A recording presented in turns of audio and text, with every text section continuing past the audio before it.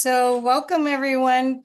Today is March 8th, 2024, and we're so excited to have you all here to learn so much about hybridization of alien and humans, and the DNA, and how our souls are projected into these bodies with Geraldine Orozco.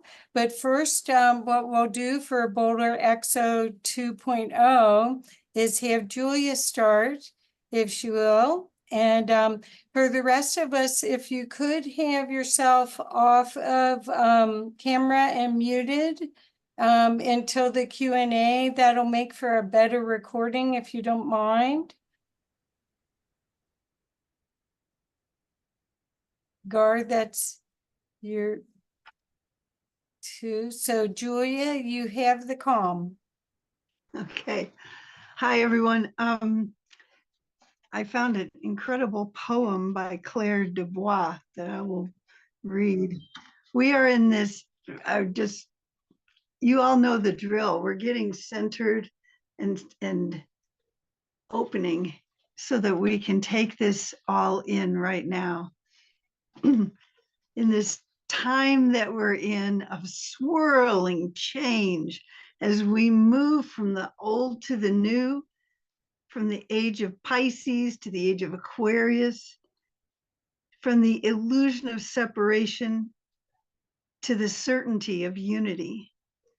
We remember to attend now to the still center within us. We breathe. Can you feel it?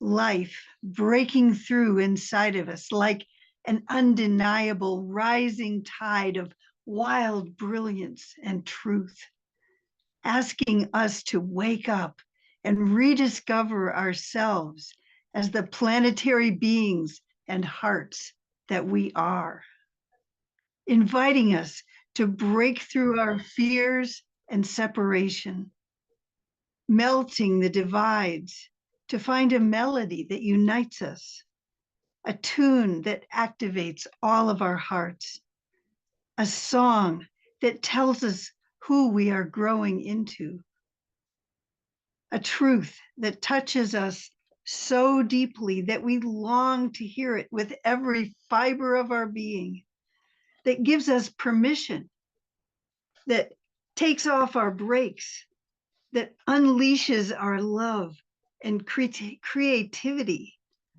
of our whole species, that tunes us back into the soul sanity that lives us, that serves to unite the more that we are, so that the power of our collective awakening breaks us out of the mold that has held us back and delivers the quantum shift needed to activate our profound potential as restorers of life's exquisite and miraculous balance.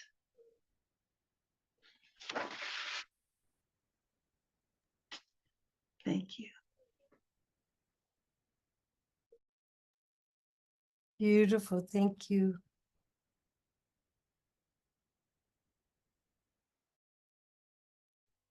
Okay, I guess I'm next. So let's see if I can share the screen here and get to this one. Oh, good. Okay, and then play. Oh, I'll just do it this way. Okay, so over the last month, Congress has been backtracking on U.S. UFO disclosure. And now they're going to national security, and this is a threat, and life is not good, and that sorts of stuff. Which is very different than last month, where they were saying, oh yeah, we'll disclose everything, et cetera, et cetera. And they were spinning it more towards a threat. Now they're really not disclosing as much. Okay, next. There was a remote viewing event focusing on the rapture, harvest, or something. And so it was this event was supposedly overseen, or it will be overseen by an ET Council of Nine. And it's promoting two Earth futures. One following an organic higher conscious path and one following a transhuman lower path, which we've heard before several times, or along those lines. This has more of an ET bent to it. But the two Earth theory has been around for a bit. We'll see what happens. The latest, the moon. There's an ET group that tried to enter the core of the moon. The only way to get there was by teleporting. And when they got there, they discovered that it looks like the moon is going to start a new era of awakening for mankind, according to Elena Daninen. And that's it for the month in review for UFOs. So it's Elena Danan. Thank you. Yeah, whoever that is. Okay, Kathy, take it away. Okay. Okay, thank you, Gar. Thank you for our update of what's happening and the difference that we keep seeing each month. I don't know why it's doing that. Speaker view. Anyway, I'd love to welcome Geraldine on. Geraldine, I know you're here. Will you put your video on, please? She's muted in. Hello, yes. How are Yay, you? there you are. Great. Great. Well, I Hi. see your beautiful picture. Thank you so much. My apologies. I'm actually just arriving in front of my computer and connecting. Okay. So please just give me 1 minute to open that camera, but I'll be on Okay. audio for Okay. the moment Well, until I have that I can set do up. your bio if you'd like. Yes, please. That would be wonderful. Thank you so Okay. much. Okay, sure. So I have been lucky enough to work with Geraldine before on projects, and we were on a series, I think it was 6 or more videos that we did together. And Geraldine is a real pro. She's just as beautiful on the inside as she is on the outside. So I was just so thrilled that she could do this for us tonight. She's an intuitive DNA reprogrammer and ascension coach. On October 15th, 2013, Geraldine experienced a vivid abduction from her bedroom window where she recounts being taken on board a ship and meets tall grays that introduce her to 8 hybrid children, and she recognizes them.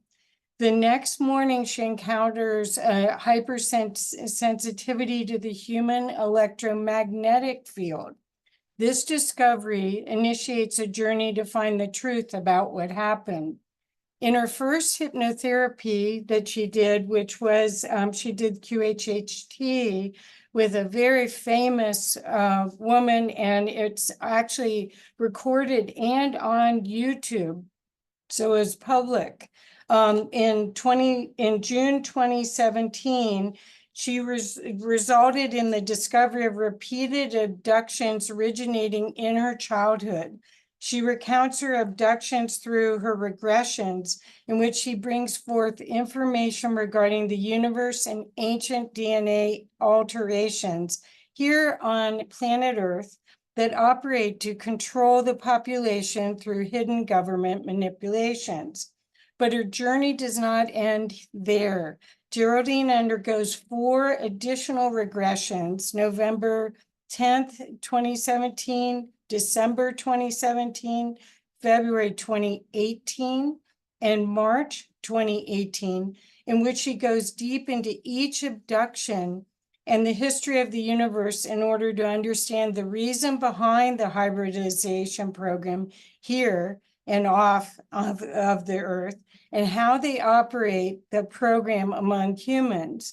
Geraldine goes deep into understanding the purpose of ascension through the utilization of the human technology and the DNA information for the ongoing harvest of energy within the intelligent universe.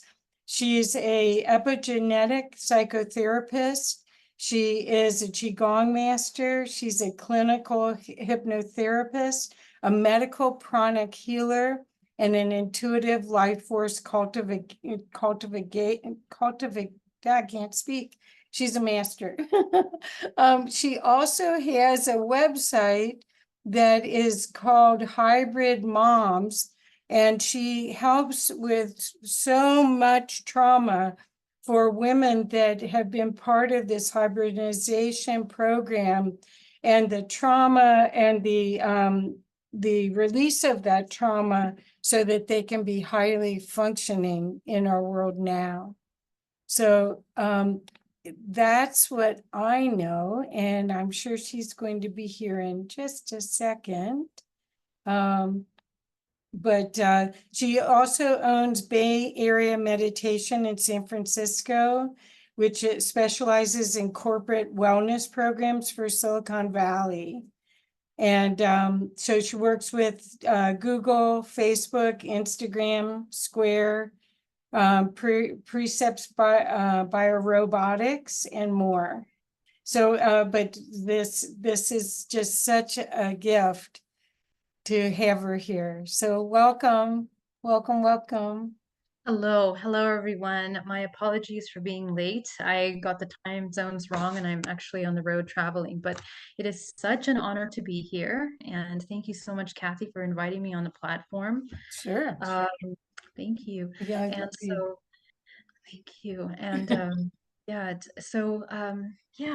today I wanted to discuss a couple important topics. And for today's panel, we were discussing, and I'm just going to jump right in since we're running a little behind on time.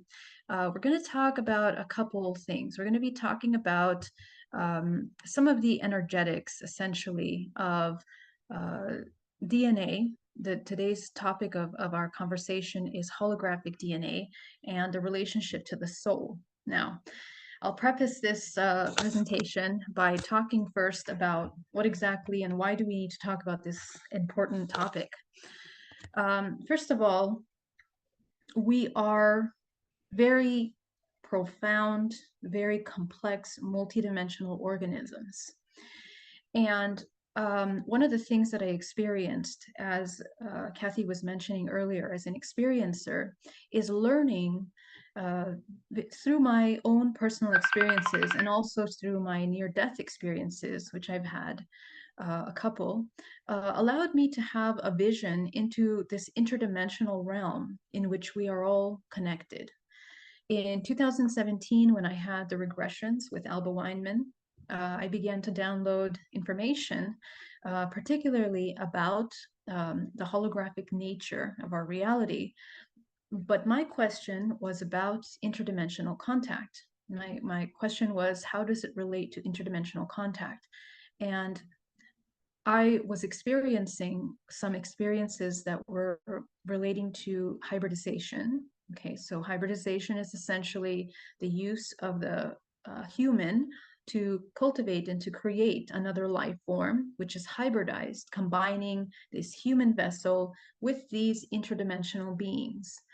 And my way of explaining extraterrestrials is always going to be interdimensional, because I believe that these are interdimensional beings that we are interacting with.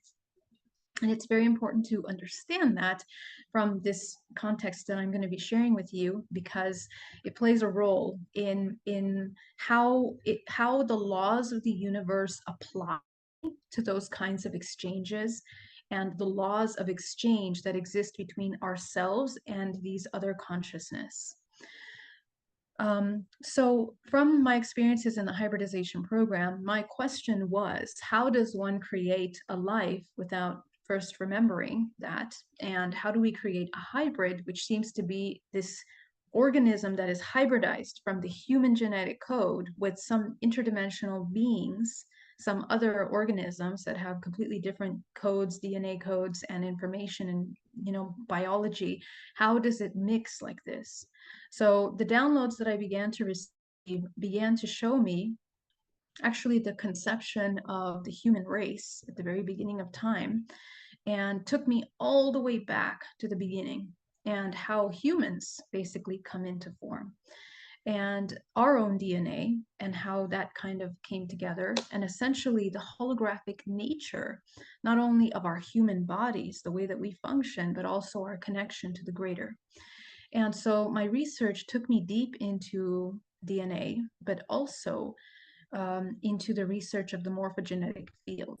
And that is actually where I began to understand deeply, what this is, what this system is looking like. So in today's topic, I will talk about the soul. For those of you, I don't know how many of you are familiar with the hybridization program or with contact, ET contact of that kind, but ET contact essentially, or interdimensional contact, people are experiencing this kind of contact experiences,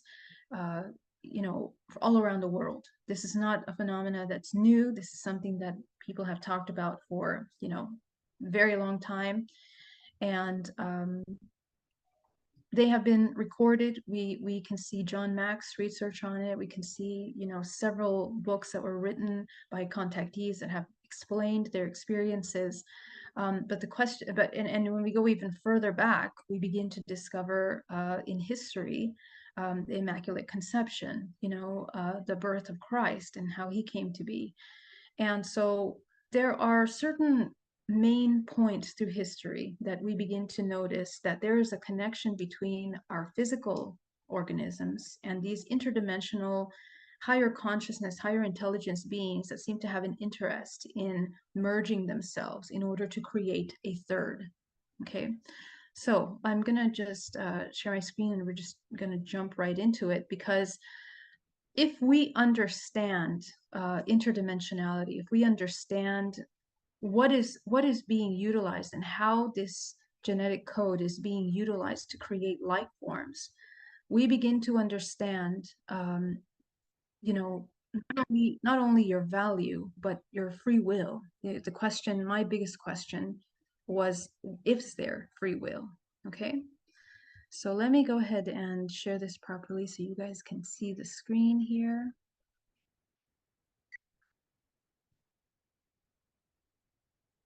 Okay.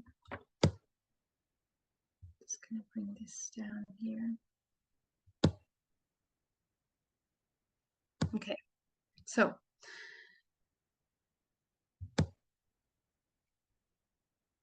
first, we want to understand that we are existing in a holographic system.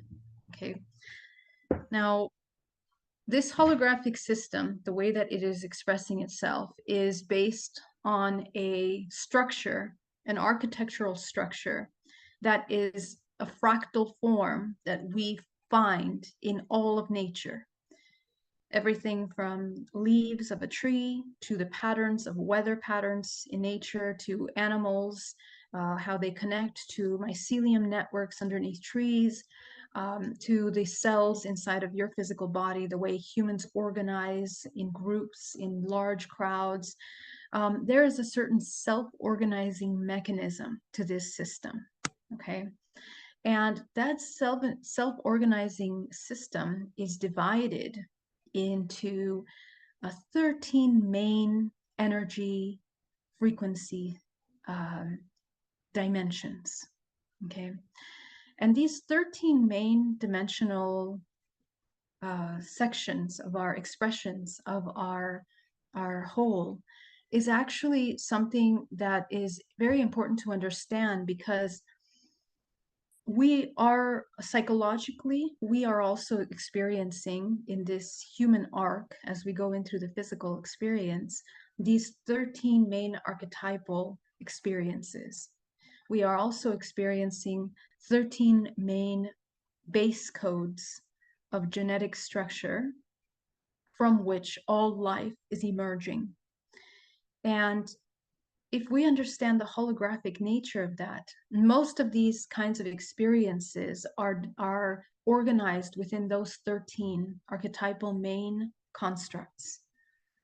And this is important because the human soul, the soul itself, is a fractal of source, okay? And so when this infinite potential, that is your soul, hooks its life into an organism, into the cells that create a fetus, that create your bodies eventually, it goes through a refraction process through these dimensional expressions. And you, of course, through the birth canal and through the process of birthing, forget the memory, the whole memory of your whole organism, of your whole self. You forget it, okay? And so forgetting that information, that you are this infinite potential, it blocks you away from understanding what your previous experiences were before you incarnated into this planet, and also what your potential next experiences are when you de-incarnate from this realm, from this dimension. We seem to be refracted. Not only are we expressed in all these dimensional layers, but there also seems to be a certain refraction of your whole soul expression. And that means that aspects of your soul are available to you. And the way that it looks, it's more of a spherical construct. Okay, so let me show you what that looks like. Essentially, you know, your entire multidimensional body is kind of expressed, okay, your energetic body, it's expressed through frequencies. The body itself, the human physical body, is self-organized in frequencies. And it is a match, and it's a fractal to the self-organized frequencies that are on this planet Earth, in the same way that the solar system, in the same way that galaxies are self-organized by frequencies. And I'll talk about that more in just a moment. But your multidimensional body, essentially, it looks like this picture on the left here. And this picture on the left is essentially, you are at the center of this. That is your most present, aware body that is experiencing the present moment exists here in the center core. And all of your fractals of yourself are expressed around you, okay? And so when we talk about, you know, what's happening in these kinds of interdimensional contact experiences, where we begin to experience in the waking state and in dream state, which essentially they are both a dream state, right? You begin to realize that many of these experiences that you're having are actually a projection. They're a holographic projection of yourself. And we kind of discover that by experiencing synchronicities. When we begin to experience synchronicities or deja vu, or we begin to recall our past life experiences, we begin to recall some of these memories that are deeply encoded within the subconscious mind. Well, as an experiencer, I funded hybridmother.com, which is an international support group for experiencers that are having contact experience.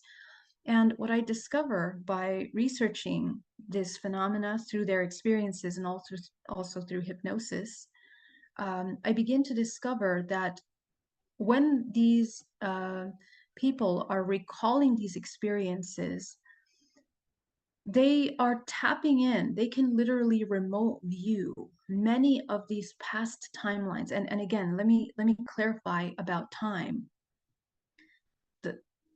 To understand this model, this concept of the construct of human, we have to understand that time does not exist in the way that we understand it, as a linear form.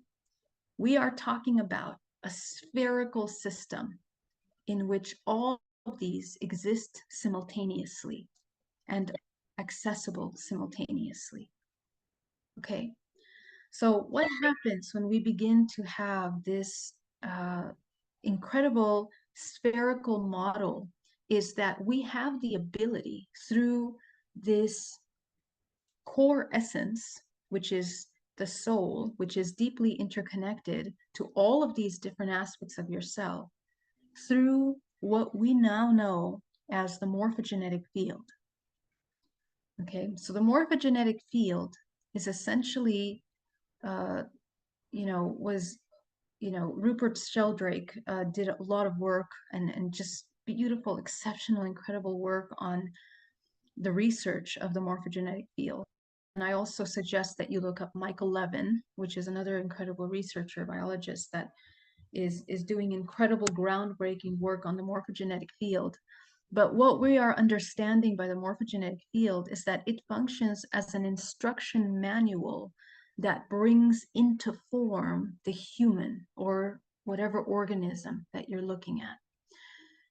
And we can relate these instruction networks of information to what we know as the chakra system, the vortex systems within the body. It's important for you to know that because most of our ability to navigate these different fractals of ourselves is occurring through the central vortex system, energy centers of your body, which are the chakra bodies, the chakra system.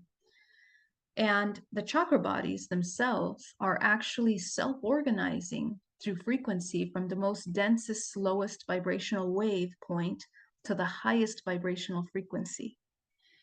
And therefore, when the human begins to wake up consciousness, they begin to become aware of themselves in a way where they begin to learn how to manage the frequencies of the body. They are opening themselves up to the fractals of themselves, which are all holographic projections of an origin point, which is you. And all of this information that begins to project out into the system is encoded in your DNA. Okay, so let's talk a little bit about that, because so how did we come to this understanding of this information? First of all, as a therapist, working with profound traumas, primarily as ancestral traumas, deep-rooted cyclical patterns of trauma that reside in ancestral lineages for generation and generation. What seems to emerge is that the side effects of that trauma is very much embedded in the DNA of the human, which essentially turns into programs that are either turned on or off, just like genes within the body. As you know, we are not married to our DNA, which means that if you have cancer in the family, you have to create an environment in your body for you to have access to that cancer, for that access to thrive in your body. Okay? And so this is something that we begin to look into, because now that we understand through this research of epigenetics, we understand that we don't need to create an environment of suffering within the body that is creating this illness. We actually have the ability of changing that by changing our habits. Well, the same laws apply to interdimensional awareness, and the same laws apply to karma, which simply means cause and effect, which simply means programs that you allow yourself to apply into your everyday experience, or the programs that you decide to end. And through the research of finding these hypnotherapies and experiencers that are reliving these experiences, what I discover is that these experiences, not only are the experiences not only happening to them, but they're happening to their family members, they're happening to their partners, they're happening to their children. Interdimensional awareness, lucid dream states in which they begin to interact with interdimensional beings. But another thing that I discovered is that the kind of beings that they're interacting with also runs in their genetic lineage. Okay, so for example, there was this family from Mexico that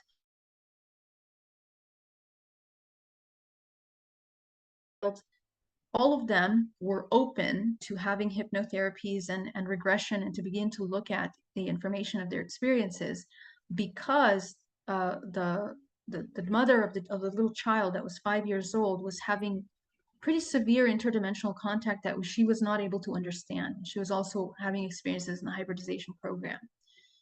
And so we began to notice that the beings that when we started having the conversation, what kind of beings are you interacting with? She described the beings, she drew the beings for us. We had an artist render them. And then we went to her husband, and her husband was also having dreams of these experiences. And I asked her, and I said, well, is it okay if we talk to your mother? We talked to the mother also having the experiences. And the child, when we start to talk to the child about the experiences, she's also having the same experience with the same beings, the same kind of beings. The beings that they're interacting with were described the same. Now, this was not something that, they had discussed previously in terms of what they look like. But I'm noticing this kind of trend in hundreds of contactees and their families that are opening to having these conversations and to having these sessions in order to understand better what's happening. So it seems that, and also researching older cases of contact, interdimensional contact and interdimensional awareness, something similar seems to happen within those families when they open the awareness.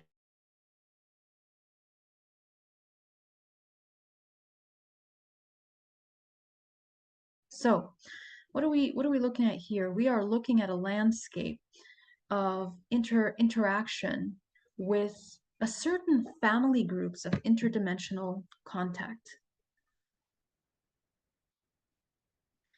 And what is very interesting about that is that we have certain experiential agreements in the same way that we have experiential agreements with one another here on Earth. The human is somehow projecting, turning on and off certain programs that we project. Now, this is extremely important to understand, because for many of those hundreds of contactees that are in states of, suffering, essentially, they are unable to understand how to stop or how to control these kinds of experiences. So let's talk a little deeper into what we're talking about here, okay?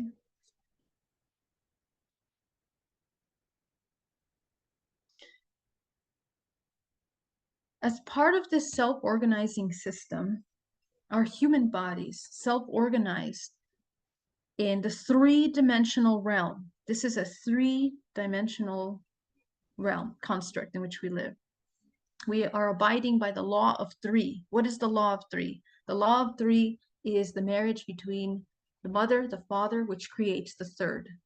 Okay? The third is creation.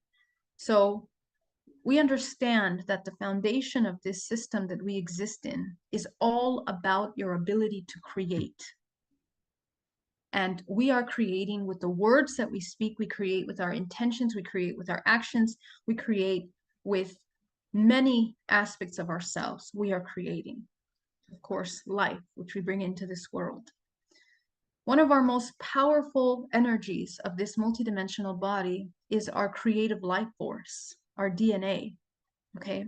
Because our DNA, the way that it functions is the way that it records information, much like a crystal and much like a tree, rings of a tree, that it holds the aggregate copy of the whole before, okay? And it's copying all that information and it passes it down through the generations. But the information that's being passed down, it's not just local information or simply experiential information. The body records 360 degrees. All of our organism is alive, it is conscious, and it's processing data constantly, every moment of your day. Everything that we experience around it, whether we are consciously aware of it or not, we are picking up and recording within the body at different levels, different scales within the body. And this information as a whole creates a vibrational frequency that is what is encoded in the DNA of the human generation through generation. If the human has patterns of self-destructive behavior, extreme trauma, living through a war where the body begins to deconstruct, coming into a counter-creative state, this is passed down. Not only are the habits passed down, but psychologically, because we are a bioelectrical system, we store within the memory of our DNA all of those programs. And they store not just in the genetic code, but within the morphogenetic field of the ancestral lineage. And the information that is passed down is not just, human to human biological information. It's from the morphogenetic field, because remember how the human body is constructed. We know the human body as being an organism that is made up of major energy points, which are the vortex points in the body. These major processing systems are organizing information from lowest frequency to highest, but the chakra system within the body are entire toroidal fields, okay? They are toroidal fields. This is one chakra in your body. Now you have hundreds of these energy vortex points that make up your entire whole body. Hundreds of them all over your body and outside of the body. We remember the map of the nadis written in Sanskrit thousands of years ago. We can still relate to that map of the nadis that exist, the energy vortex points that exist within the body and also outside the body. And we have acupuncture, Chinese medicine, all based, Qigong, all of these energy cultivations that have been practiced for centuries are all mapping out the energy and the way that it self-organizes within the body. These are vortex points of information that are interconnected to more than just your physical body, to the whole.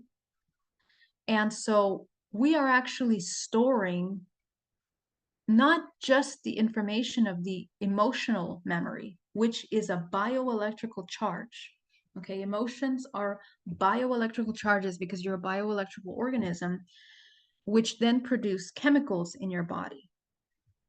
Okay, so for example, the emotion that comes up is profound fear. You create that fear in the body. It creates a bioelectrical charge in the body of the chemistry that creates stress hormones in your body that secretes these stress hormones in the body that create inflammation, and that stress creates a side effect, physical side effect in the body. That entire process system is a signature. It's a vibrational signature. And the human creates from that complex system.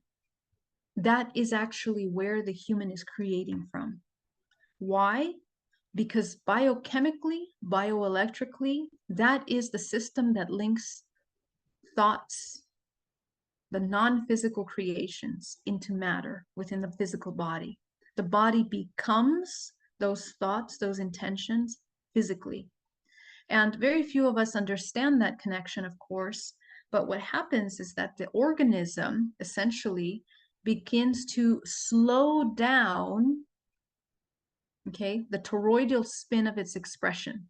Now let's talk about spirals, because in this universe, one of the law of three, the fact that the law of three is at the root core foundation of this construct means that all the systems of energy within this multiverse are functioning within this spiral form within the known universe, okay, because there's other universes as well, are actually moving in this toroidal form, which is a spiral.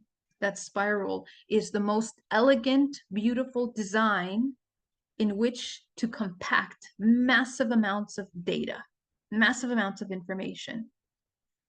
And this information, which is holding essentially the history of our entire evolutionary from the conception of our creation, which has no beginning and has no end. It is an infinite memory cycle that is encoded within your DNA. And we see that because people that begin to deprogram, makes matrix programming and go back into that 0 point are actually the ones that is 0 point. Okay, and I'm going to explain that in a moment biologically, but we're going to talk about it here first from the bigger picture.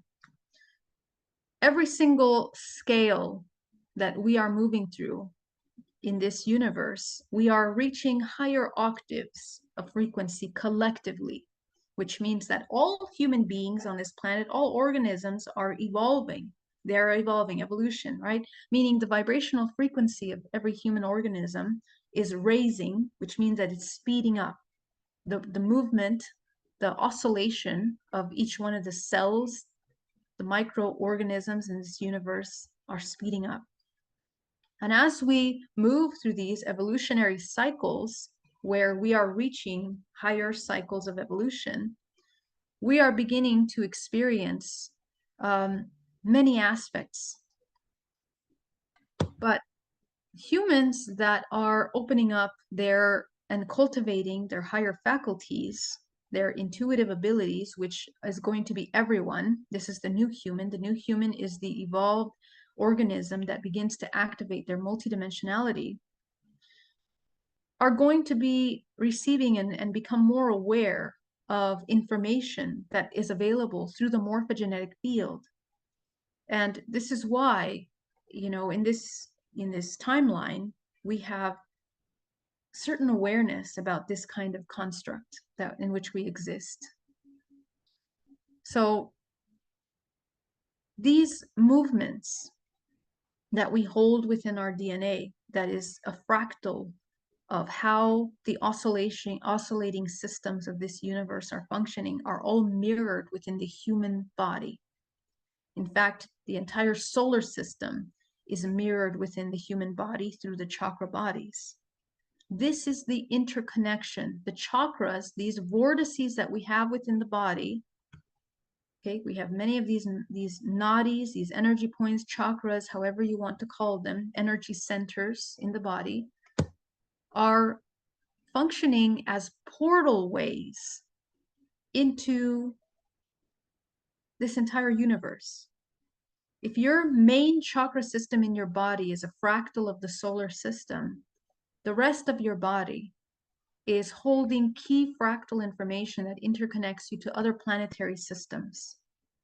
Okay, now this goes very deep and we don't really have that much time to talk about the complexities of this, but the sun in this solar system functions as the main source that brings life into all organisms. And all the way down to the molecular structure of our human bodies and how we hold iron in our blood is very specific to planet Earth, to this environment that was created and is nourished by the sun, and the delicate balance between the moon and the sun, and how all those energies are balancing out to create a harmonious environment for life to thrive on this planet. But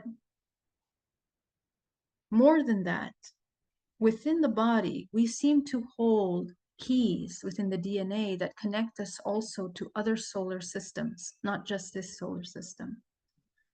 And the human itself, the human biology itself, has within it many layers of information within the genetic code.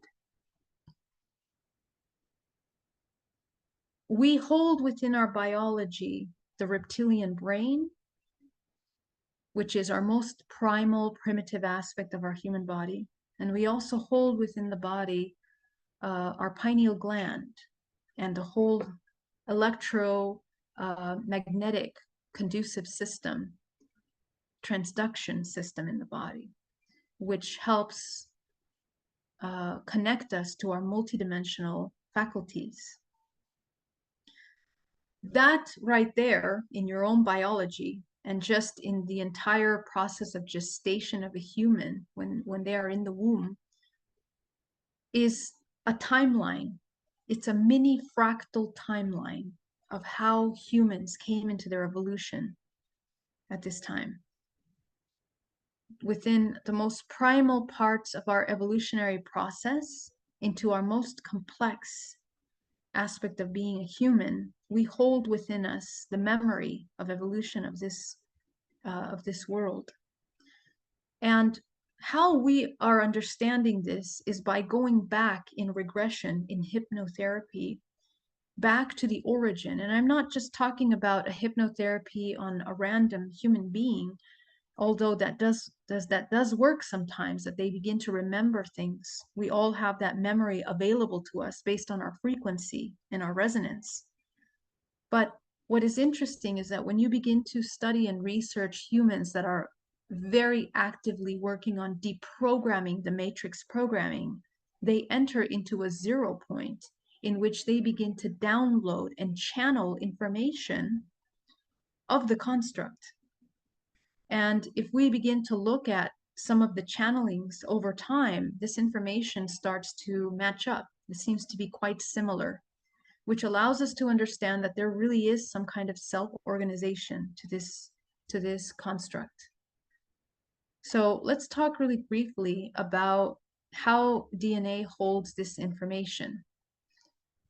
Within your DNA, 1 to 2% of that DNA is creating the protein that creates this physical vessel, this physical body. Okay. The rest of that is what was called junk DNA, because they were unable to map the connection, the protein writing connection between that dark DNA and the actual mechanisms within the body, the organic mechanisms. Now, with research coming about the morphogenetic field, we begin to understand that actually it's within that network of the non-coding information that we can actually understand something a little deeper, the human history of the human, but also a kind of blueprint for, let's say, this infinite potential of creation that is available to human. And this is where we start accessing ancestral traumas.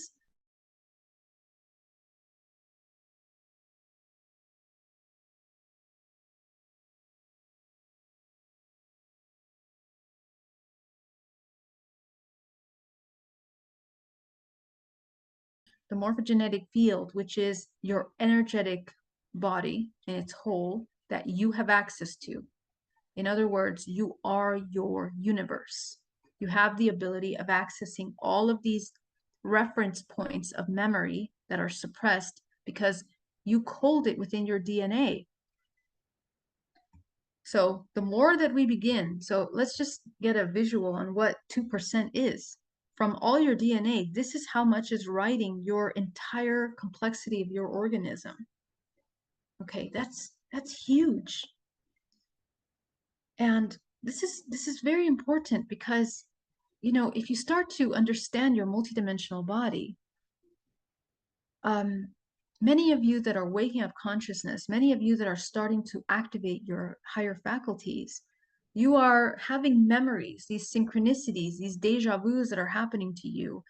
You know, they happen more frequently the more you deprogram, you disconnect from technology, you disconnect from all these frequency patterns that interrupt the reconnection cycle within your own organism, the bioelectrical system within your body, into a centripetal spinning organism. Okay, so the human body, in addition to having all of these energy centers, which are called the nadis, okay, as you can see, they were mapped out within the body and also outside of the body. And if you go deep into the study of this, you begin to understand how the solar system is mapped out in the body, but also other astrological archetypal influences that are part of the human construct. And I'm not talking about your daily horoscope. I'm talking about universal astrology, which has been studied and researched, you know, for centuries. Cultures in history that have revered certain solar systems outside of our solar system, certain star groups, as a part of the human evolutionary history. So our brothers and sisters of ancient time have been interacting with these interdimensionals for centuries. And the concept of the divine conception between ourselves as a human race and these interdimensional organisms has always been existing in our story, in our historical story. And what is interesting about that is how it happens. So we can look at the book of Enoch, the story of Enoch, and we can begin to speak of the giants, Anunnakis, and these beings that merged and combined with the humans. We can also look at the reptilians, the draconians, and all of these cultures that were depicted in the snake people and the reptilian people across the entire globe, if we look at ancient history. In fact, I was just in Mexico City at the Anthropology Museum, and it's one of the most beautiful museums I visited really around the world, because the amount of information that is available to us through the petroglyphs and to the statues and to their symbolism is just unreal. But you would have to understand what to look for and what you're reading, because within that art, within that are reminders and depictions of the secret of this organism, the way that our instrument of the human body functions, chakra systems, connection from the chakras to the elements of nature, which were very similar to the Chinese systems of energy systems in the body. The Toltecs and the Aztecs were very well learned about these systems, and one of the most powerful energies for them was sexual energy, creative life force energy, the fertility goddess being one of the most important goddesses, which was wrapped in coils of DNA. And this is fascinating. I have the picture on my social medias. You guys can check out this fascinating statue, which has coiled DNAs throughout her entire body. And then she has the snake connecting up the spine, up into the crown of the head, in which a giant sun is illuminating in the crown of the head. Okay. And of course, this is just one example. If we look at many other ancient histories, including ancient Hindis, the Taoist, the original Taoist scriptures, go back to ancient Egypt, these understandings of transmutational arts of our primordial life force were exercised and utilized not only to cultivate higher faculties and intuition in order to dream walk, to become awake in your dream state, but to cultivate the descendants of bloodlines, of important bloodlines. These practices were used in as ceremonies in royal family bloodlines for centuries. In all ancient histories, there was some form of life force cultivation. There was some understanding of the importance of certain cultivation practices for DNA and how it's passed down through the generations. And some of these were, of course, misunderstood and inverted through history, and later on evolving into, unfortunately, certain kind of genetic programs on our earth, like certain eugenic programs, shadow programs, which evolved into World War II, were all manifestations of an inversion of the understanding of the true pure understanding of what those primordial alchemical transmutational practices were for. They are for the cultivation and the mastery of the human physical vessel in their ability to manifest and create life, into creating what? The human soul. Anchoring a soul into the organism. This little video that you see right here is a video of the insemination of an egg and what happens at the time of that insemination. It's this magnificent energy spark that is created. This energy spark of creation this is very complex. I don't have time to go deeply into it, but the molecules that are created during this conception period are so powerful. And it is within this moment that it was photographed of that fertilization process that life is encoded, is encoding. It takes a snapshot of the universe in that moment. And that is encoded within the DNA through a frequency of that little tiny fetus that will be developing. So this is who you are. You are that incredible implosion that is occurring in that moment. Now, this is very important because in the mechanics of alchemy, in the mechanics of transmutational arts, how do you make a human?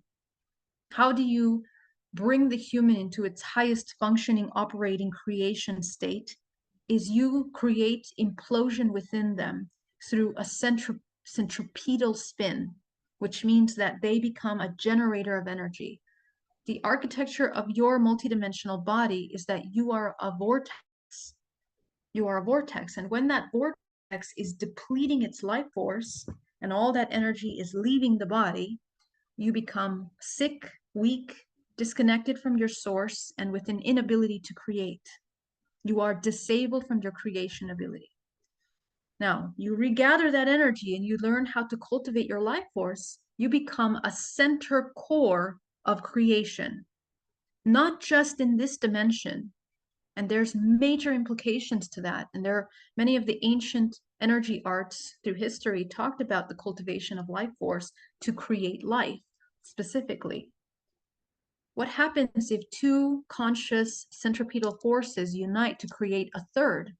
Well, a couple things have been observed, which is in addition to DNA being activated, an organism that comes into a high vibrational state and that is existing in a high vibrational state, their DNA coils better. In other words, it can express better. So now you have a body that is coming more into stasis.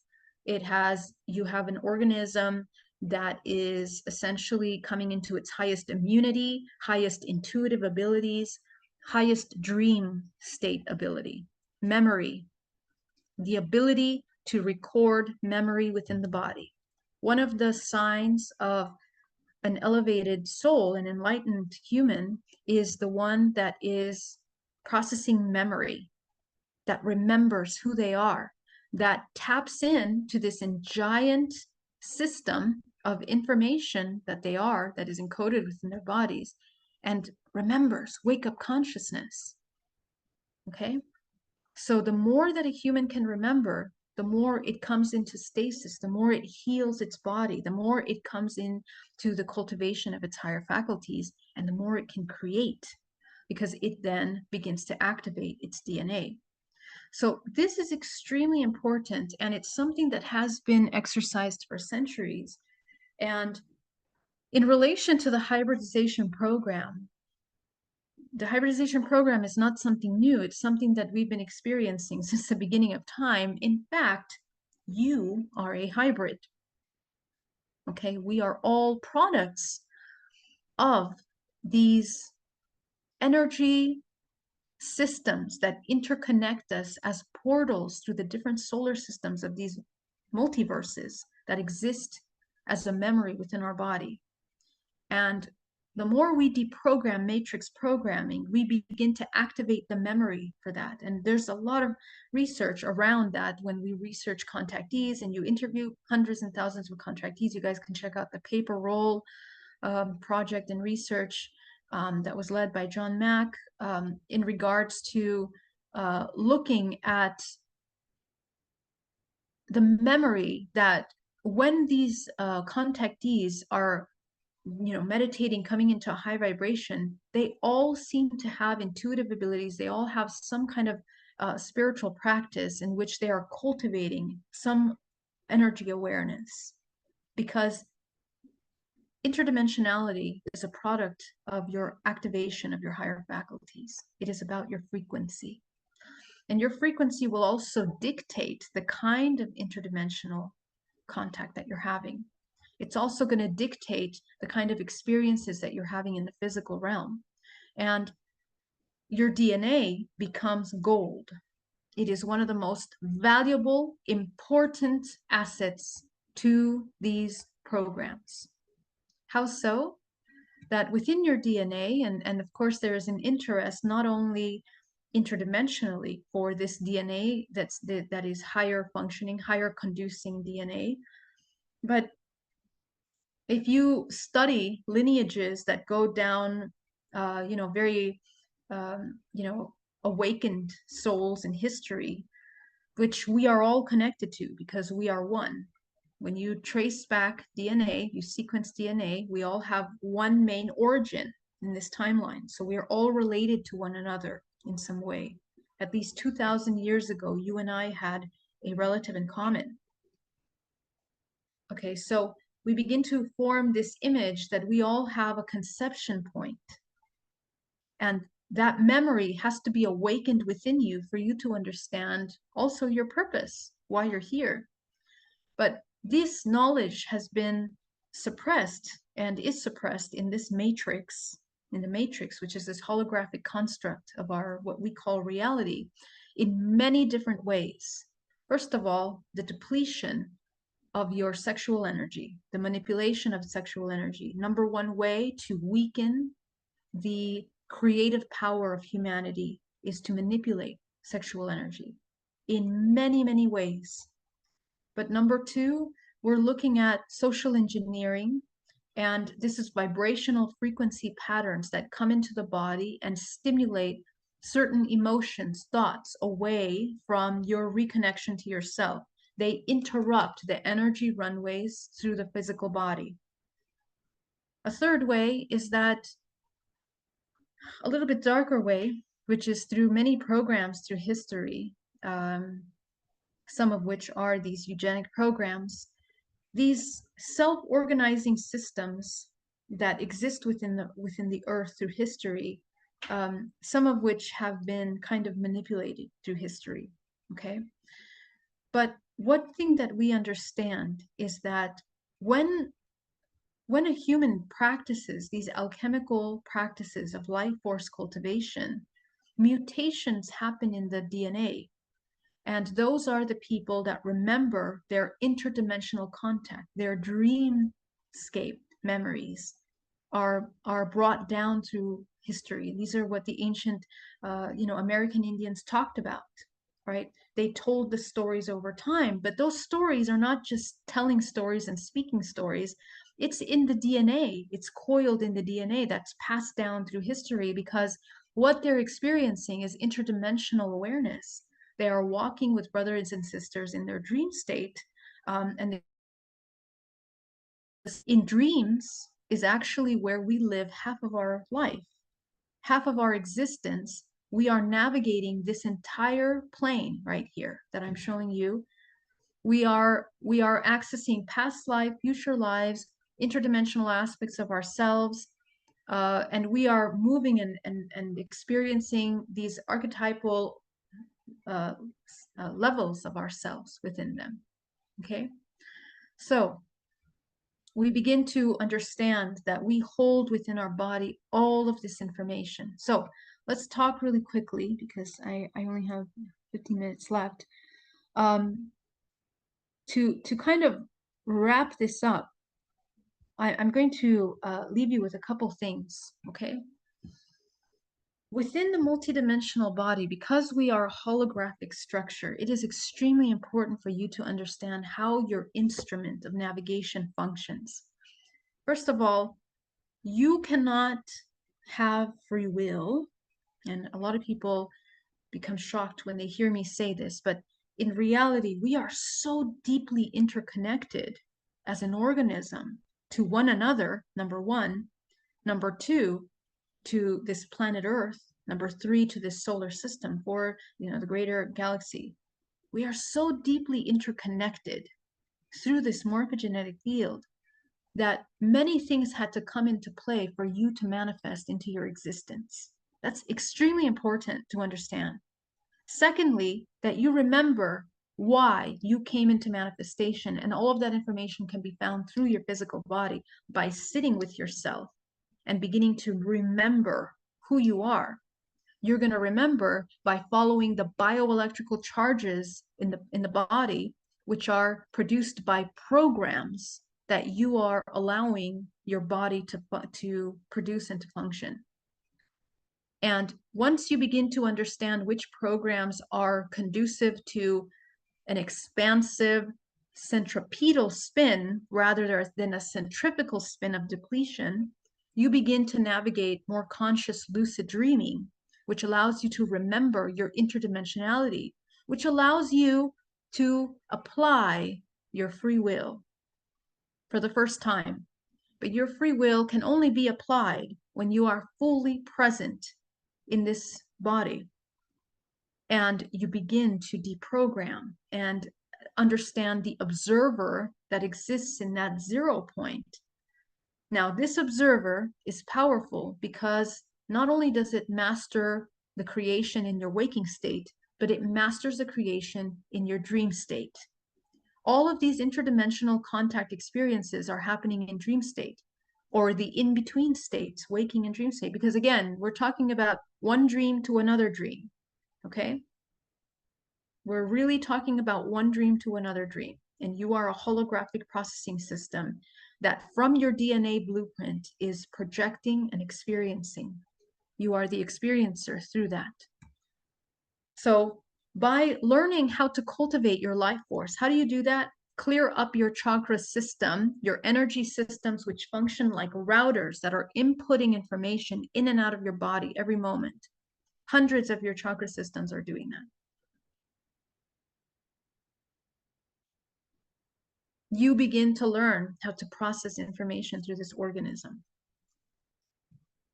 And how you begin to do that in the physical body has a lot to do with how you are aligning your energy body. In order to embody a centripetal spin, you minimally have to come into an alpha state. And I teach something called GPAC, grounding, protecting, aligning, co-creating. When in meditation, you begin to learn how to master opening and closing your first 3 chakras, which allow you to come into a 0 point, which calm down the nervous system, regulate the nervous system, to begin to train your body to control emotions, to work with your emotions as information, rather than coming into a state of counter creation. Let's talk about that really quickly. When you are depleting your life force in a centrifugal movement, in a centrifugal spin where you are depleting your life force, essentially you are deeply disconnected from your source, which means you're not connecting to your morphogenetic field. You are solely barely working with your physical body. And half the time you're completely in a hypnotic state, most of your day. You're not even in the present moment. So you really cannot control pretty much anything.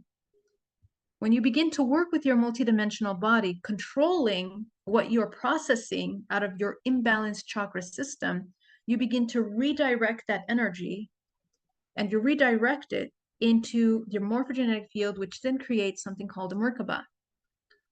And this Merkaba is something that has been seen as an orb, lights in the sky, UFOs, all of these. This is your navigation system. Many of these interdimensional beings navigate through their Merkaba core system, which is why in advanced civilizations, technology is organic. It's actually produced and navigated by the physical organism. So within this system, within this construct, we can heal the body, the mind, and we can reconnect the soul into the awareness of the kind of contractual agreements that you're agreeing to experience in this waking state and the dream state. Hybrids that are being created terrestrial, the physical realm,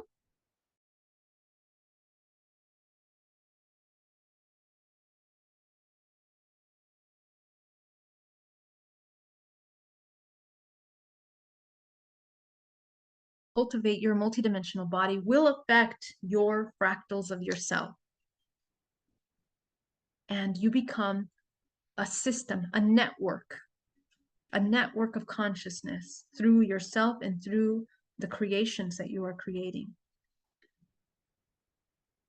So when I talk about alignment and co-creation, I don't know how many of you know that your center of creation actually lies within your upper dantian. We have three main energy centers, lower, middle, and upper dantian.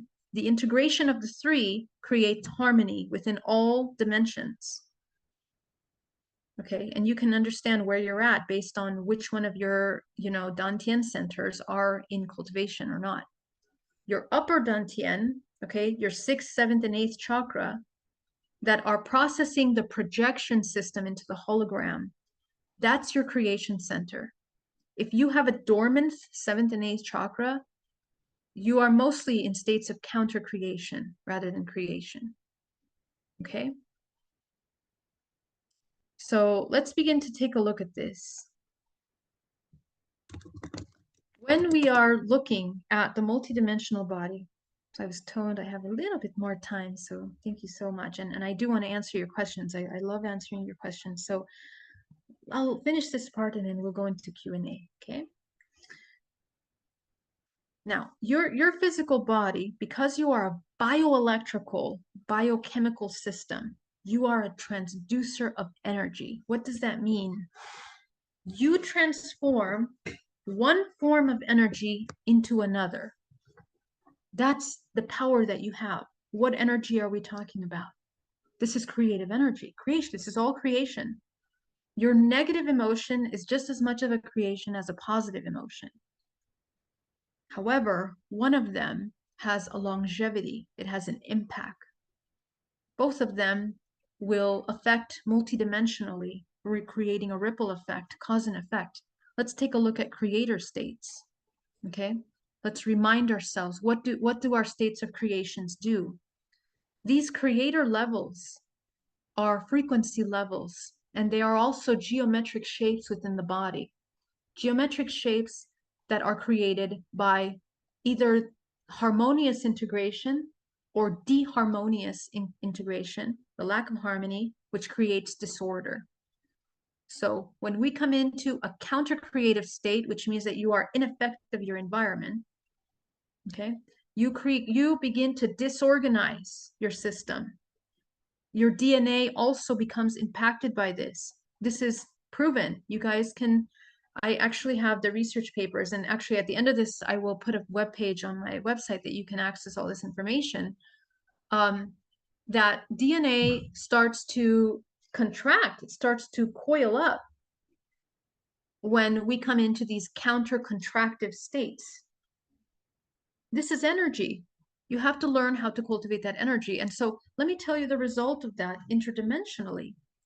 That humans that are coming into this counter-creative state of energy frequency are actually disconnecting, and they experience lower forms of contact. They also become victim to parasitic programs, both within the matrix and also interdimensionally. So we have a lot of parasites. You have a lot of parasites in your womb. You have a lot of parasitic relationships, parasitic energy exchanges around you.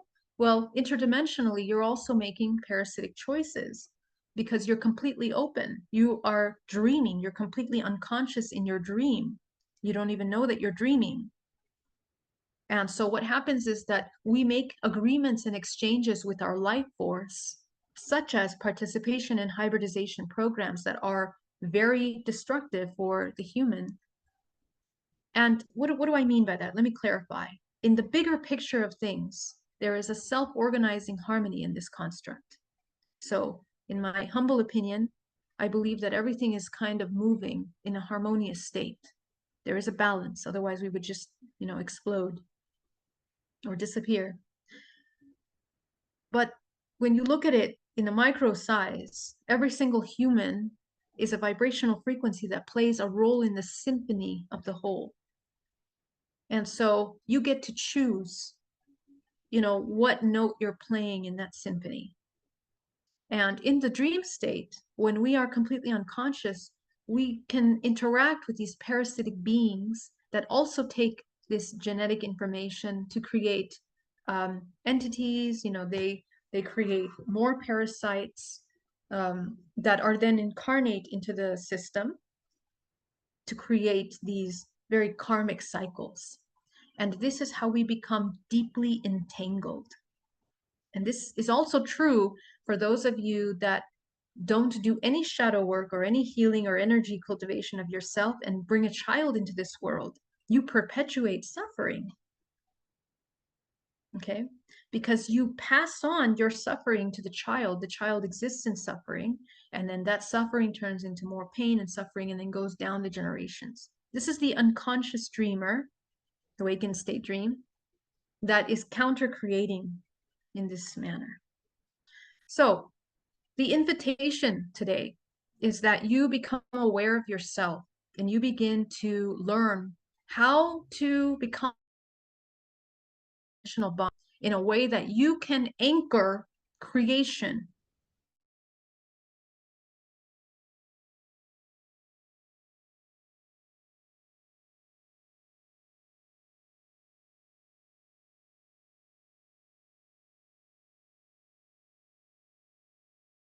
Yourself as being the ability to master your creation, utilizing your primordial energy to come into unity consciousness, which is what we want to embody.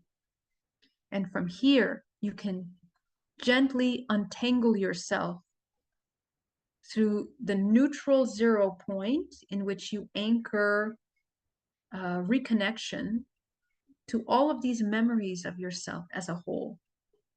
And this is what healing actually is. Okay? So let me take a look at this.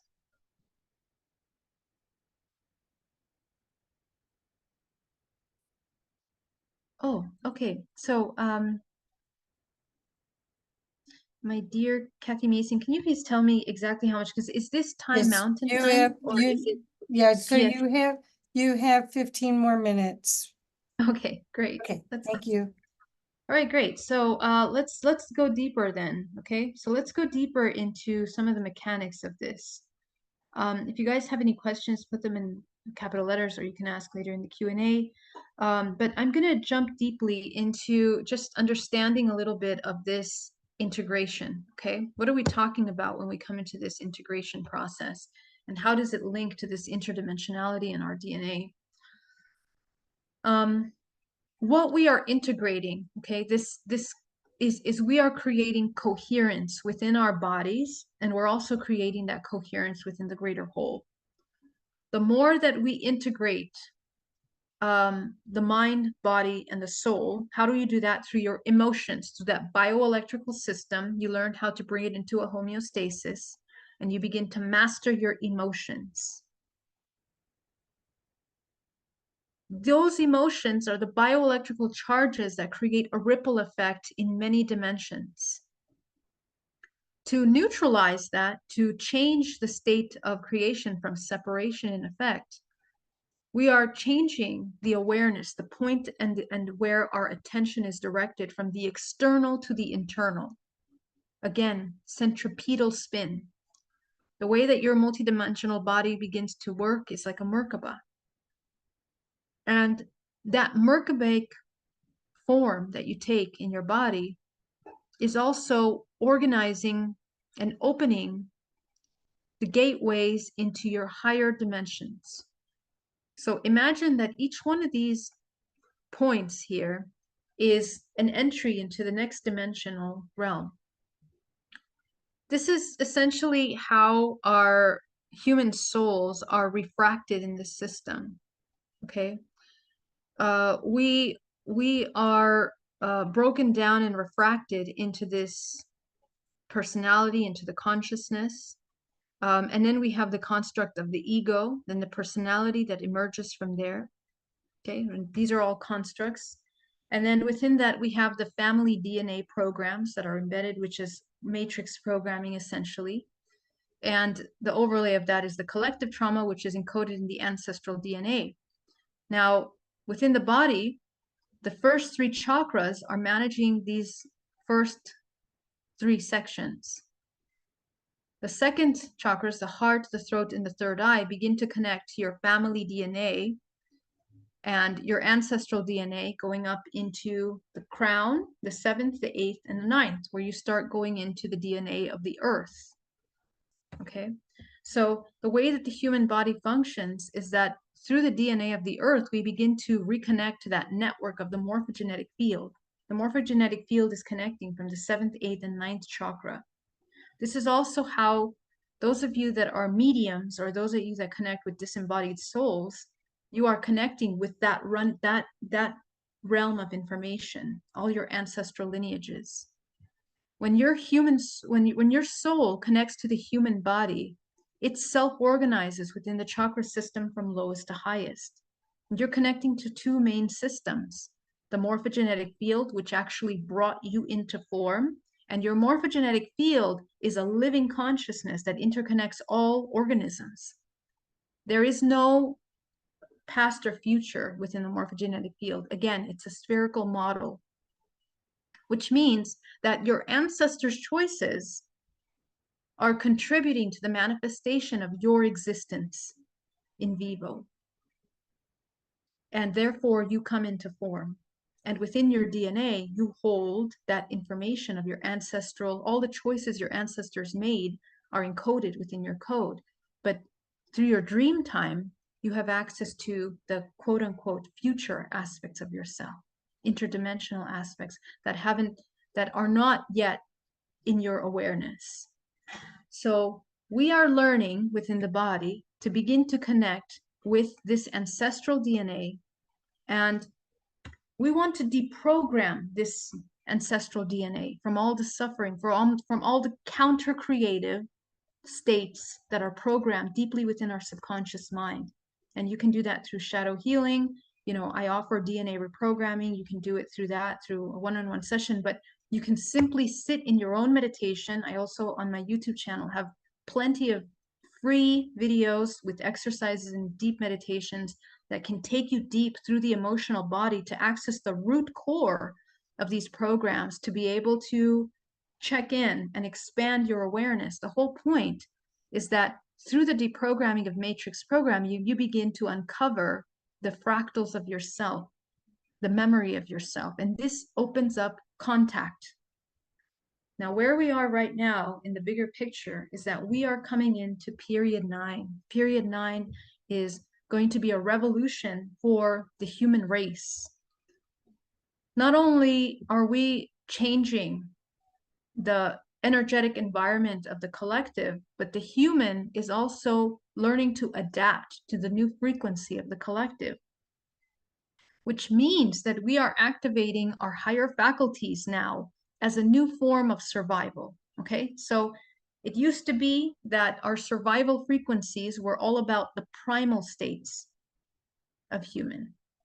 Okay, and what do I mean by used to be? I mean, in this current timeline that we all share, we are aware within this current timeline that in a previous, more primal, primitive state of our own existence, we operated by our instincts only, fear-based programs and survival mechanisms.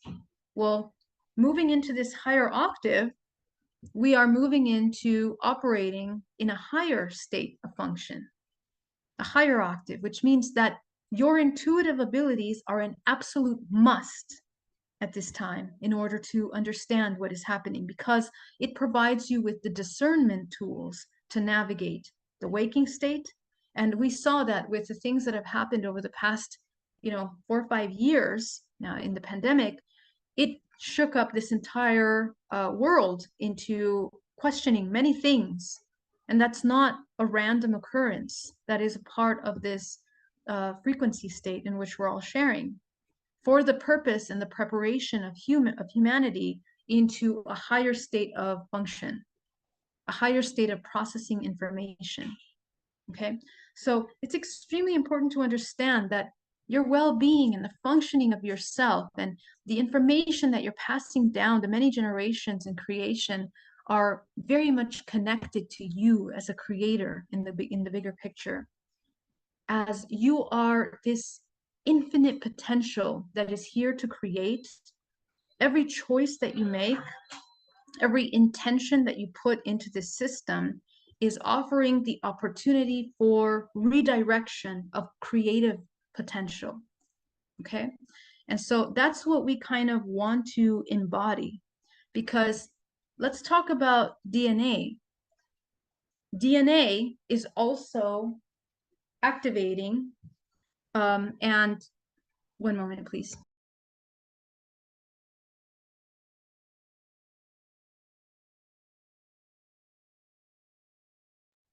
Okay, so DNA is also a self-organizing system. And when the human body comes into a homeostasis, comes into this self-organizing system, conducive energy system, DNA also begins to braid and into a harmony. It literally creates this geometric structure of harmony. And the generations that are bred in that harmonic state actually are the ones that are carrying the memory down this bloodline. So the idea is that you begin to work with this memory, this suppressed memory, this subconscious memory and frequency information that is encoded in your DNA, and begin to activate that memory, not only in your waking state, but in your dream state. So what does that mean? Every single one of these dimensional layers that exist within the multidimensional body, you have the ability of learning how to navigate, and it's all by resonance. The beings that you encounter, as I mentioned at the beginning of this presentation, that are running down your lineage are all sharing a certain message, a certain lesson that your entire bloodline is learning. So here's another thing that I discovered through my work is that not only are we deprogramming matrix programming, but programming that we continue and ancestral trauma in the physical is also ancestral trauma interdimensionally. Okay, so interdimensional trauma is also being passed down, such as in the hybridization program, because many people are experiencing these generationally. Okay, so we begin to kind of change. And one way that you can begin to work on that is how you hold your frequency, which will affect how your brain patterns are shifting at different states of consciousness, not only throughout your day, but in your dream state. If you learn to wake up lucidity in your waking state, and you come into a more grounded state, let's say an alpha state for the majority of your day, there's a reconnection happening within your physical body and the morphogenetic field. When you enter into dream state, you also have the ability of entering into that awareness. But you also begin to move, and we fluctuate through these brain waves, you know, throughout the day. Eventually, we want to learn how to reach higher states, maybe even gamma. Okay. And of course, that's done through, you know, practice, extensive meditation practice. But the ability to access these brain states allow you to navigate higher dimensional consciousness. Okay. So let me come over here to talk about really briefly. I want to talk really briefly about the pineal gland really quickly, because the pineal gland is the center core. It's this, okay, this transducive mechanism that you have in your body. Actually, and these are ancient practices. If you want to learn about this, you can take my alchemical union course that I just did, which talks very deeply about the transmutational processes of using primordial life force energy and moving it up the spine into this brain, into the pineal gland, for the purpose of cultivating and growing a self-organizing crystal system, pineal gland. Okay, so here's another thing. In the same way that we are learning how to organize the crystals or the geometry of your body through the cultivation of higher frequencies, you're also learning how to cultivate and self-organize the crystals within your pineal gland. And it does require certain decalcification, which is really about using your energy, running your energy through your body. Okay, if you don't run energy through your body, if you're not using your energy, of course, many of your systems become calcified. So the more we block, and more importantly, the pineal gland becomes blocked when there is a disconnect between these three main energy centers, the upper, the middle, and the lower dantian. So again, mind, body, reconnection, okay? This is responsible for creating melatonin, which then creates DMT. Okay, and DMT is essentially the chemical that allows you to begin to have the vision of beginning to access these states, beginning to navigate, interact interdimensionally. And it's the activation of the memory. This sustained activation of this chemical in the body naturally, not by an external chemical, actually creates mutations in your DNA. And what we've been finding in these, research is that bloodlines that are holding families that have meditative practices, generations and generations, they hold these markers within their DNA. Okay, and there are certain bloodlines, and I don't have time to get into that right now, but there are certain blood types that are more conducive to holding this information. One of them being an Rh negative. Okay, and it seems that more contactees, more people that are remembering these contact experiences have this Rh negative blood type. And it has to do with many complex things, but more importantly, the self-organizing matrix within this planet Earth is also a runway of energy, just like your chakra energy system.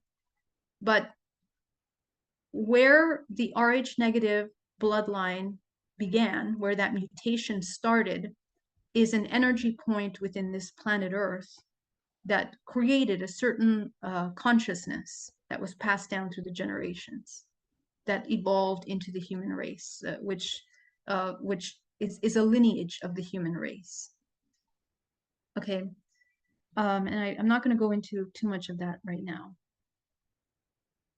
So, how do we move this? How do we move this energy? We want to move the energy in the body by bringing our primordial life force up the spine, into the head, crown of the head, and cycling it through the body. But more importantly, you are learning how to unblock the runways of that information, that energy, by clearing your energy systems, your main chakra bodies. This is extremely important. And this is the deprogramming process. Because if you don't clear those energy centers, the programming that you're holding, your frequency will not allow that energy to come up. And people have a lot of complications, both, biologically, physically, energetically, and then of course in dream time. Okay, so we want to open up this runway of the energy, which is moving through the body, so that we can allow that energy to flow. Again, you are moving your toroidal system for what? In order to open your 7th, 8th, 9th chakra minimally, in order to begin to access these higher aspects of yourself. You are coming into that centripetal spin. Okay, so I think we've come to the end of our time, but my invitation to you is to begin to work with some of these practices, to begin to cultivate your life force in a way where you can learn how to open these energy centers, come into absolute, you need to cultivate yourself into a 0 point, through absolute stillness, okay, through the cultivation practices of stillness. And in that 0 point, you begin to navigate, practice discernment through your intuition, activating your higher faculties, which will allow you to navigate with discernment so that you can choose what you are experiencing interdimensionally and in the physical. Okay, so yeah, I'm gonna stop right there and we can stop for some questions. That was perfect. Perfect timing and everything. Oh, wonderful. I'm so glad. So now I get to introduce Ross Locklear. Yes, And- Locklear, Kathy Locklear. Locklear. As a head of Locklear. No relation, sorry. Okay. So, And with that, want to ask everyone if they will put on their camera so that if they have questions, they can either put them in the chat so that we make sure we don't miss anybody's questions, or raise their hand. And Ross will be coordinating all of that Yes. for us. And I know, thank you, Geraldine, as usual, Yeah, thank you. you're just amazing. Yes, you so bravo, bravo. Yes, Yes. bravo. Yes, I have some personal questions, but let's, Yes. so, Angie, you have put a question in the chat. Would you please? You're the first one. All right. Would you like me to read it? Yes, please. All right. Do you know how donors for children that are born off-world but of human origin or partial human origin are selected? And is there a connection between those that are awakening being chosen to have an egg or sperm taken, or is it more general across the human population for a variety of other reasons? Okay, so let me clarify your question. Donors for children born off-world. You mean the hybrids, these hybrids that we're experiencing, yes? Is that what you mean? Yeah, and the reason I say donors is it's Okay. not my experience that all of it is hijacked. There does seem to be Right, absolutely. you know, some very deliberate choosing to spread one's bloodline onto another planet. So I do realize a lot of it's more abduction and not in conscious co-creation, but it does seem that there is some that is in conscious co-creation. Well, in reality, we have all made, you see, the hybridization program, because you're experiencing it in the dream state, it doesn't mean that it's happening exactly at this exact moment. It means that you are remembering or accessing memory of it, which could have happened in the past or the future. Remember, time is spherical. Okay, so what does that mean? That your agreements and your understanding and participation in the hybridization program at the time that you participated was a product of decisions and choices that you made in those times with those specific reasons. Okay, and my understanding is that most of the creations that are being made are intentional. There is a clear intention from the donor, because we're talking about manifestation. How does a morphogenetic field function? It's an intelligent, self-organizing system that manifests into form based on the need for the whole. That's what it means. It's not about reproducing or copying information. It's about the entire intelligent organism creating something as a product of all choices simultaneously. And we are participating in that through our choices unconsciously. And we've been participating in that in many timelines, not just in this timeline. So because we are innate creators, we're creating in the waking state through the humans that we bring into this bloodline.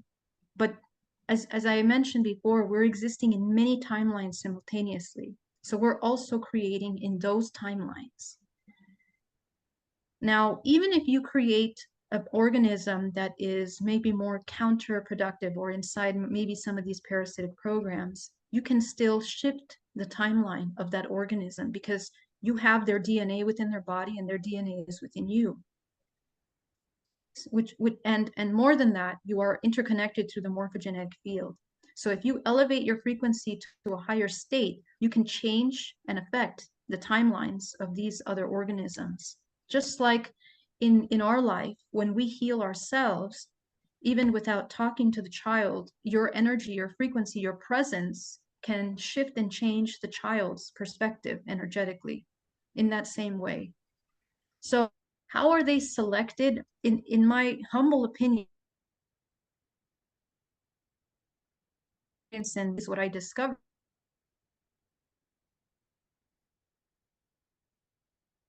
We are not aware of that. It's just part of the creative nature of us as human beings, as interdimensional beings, I should say. And what we're participating is the sustaining of an organism that's greater than us. It's the sustainability of this organism.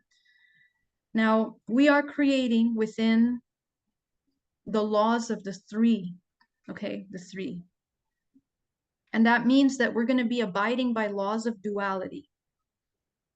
These dualistic laws, we are kind of experiencing our creations within this duality.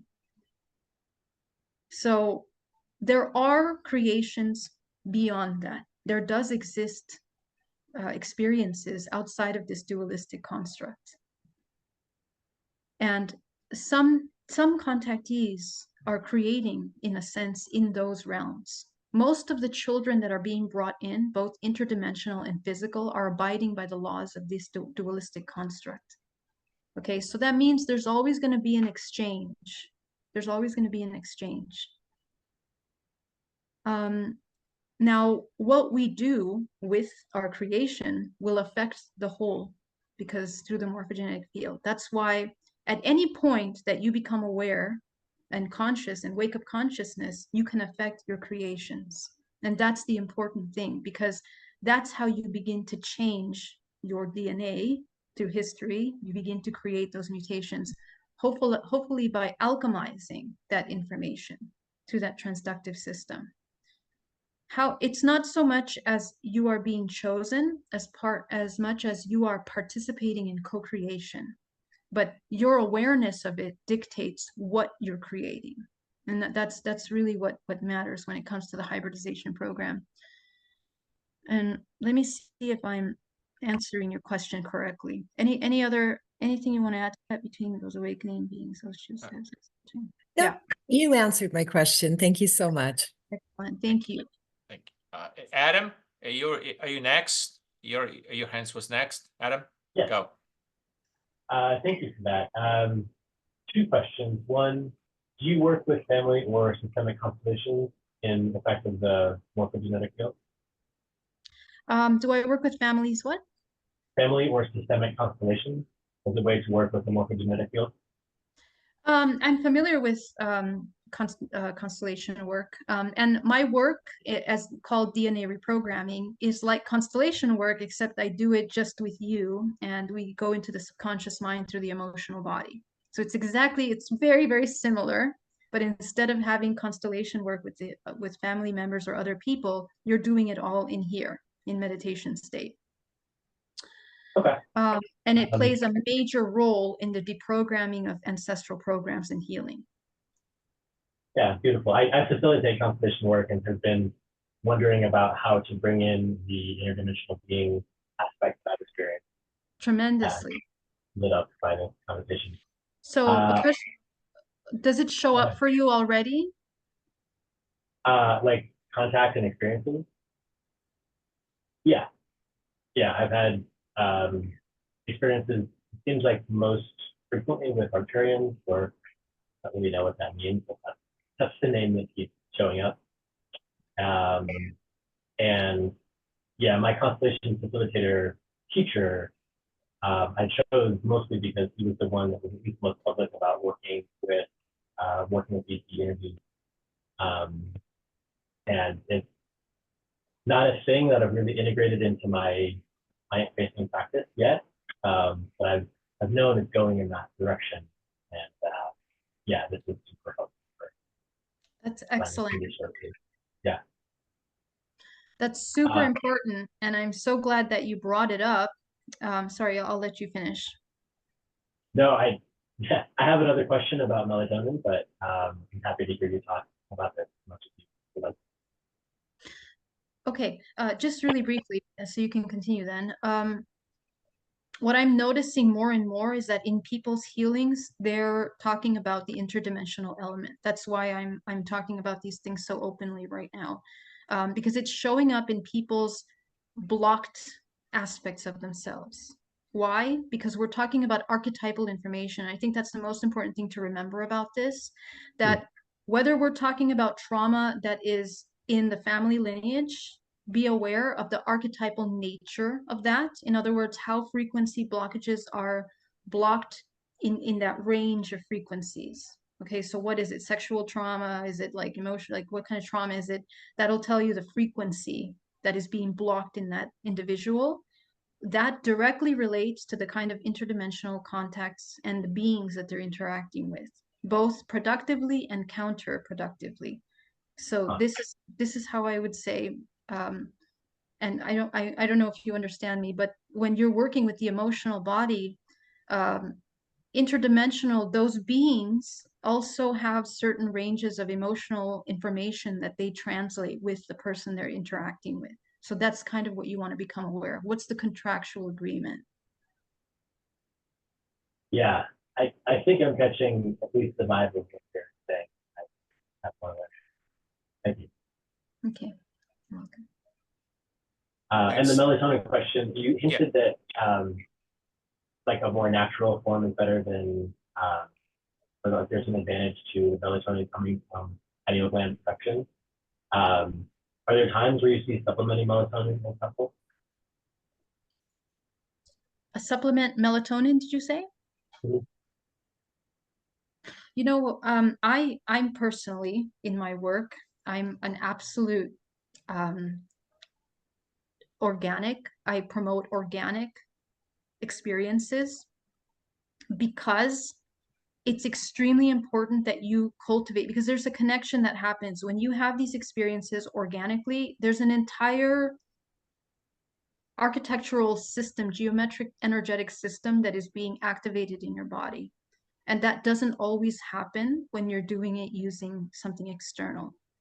So it's very important to do that because there's an entire, it's a evolutionary shift that's happening in your body. And it's very biochemical and it's bioelectrical. And it's activating DNA and waking up memory in the body. So I'm very much a promoter of doing it organically, and I'm not too much of a fan of doing any kind of chemicals, even ayahuasca or anything. And just to tell you, because I believe that shamans that use these tools, they train a very long time their ability to discern and to navigate these dimensional planes in order to use those things. And there's a reason for that. Okay, so you know, we want to prepare ourselves before we do those at the very least, if you choose to do them. There's nothing wrong, you can try them, but I think preparation is important. So yeah. Thank you so much. Thanks. Thanks, Adam. Thank you. Cynthia, you're next. Cynthia, you're muted. Yep. What an amazing, amazing talk. Wow.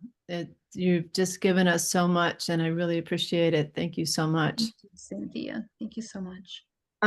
Hopefully you can follow my question, and I think you can because you're obviously brilliant.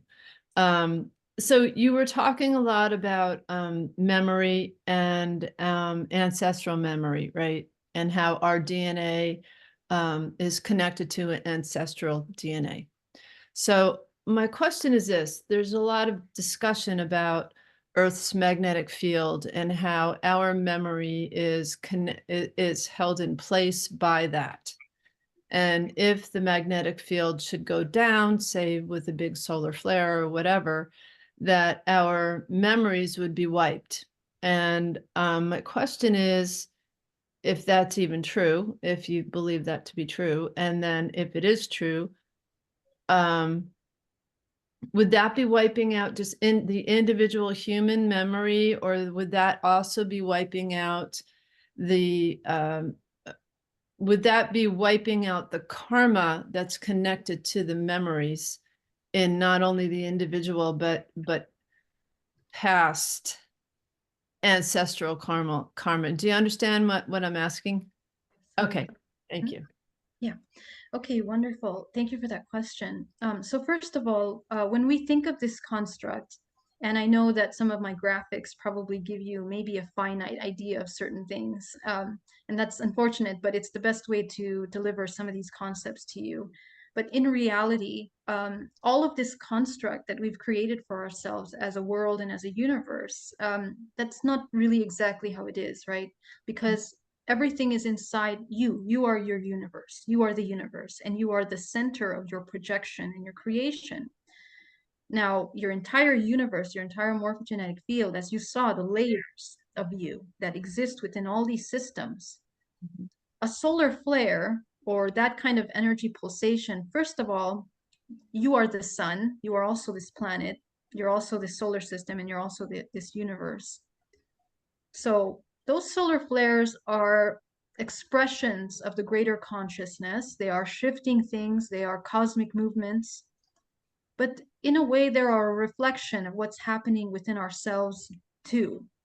Okay, in a very deep way, they're a reflection of what's happening internally to our collective. So nothing can be erased by that because we are all deeply interconnected in a network of consciousness. This is a network, a system of information. And you are not this body, you are the whole.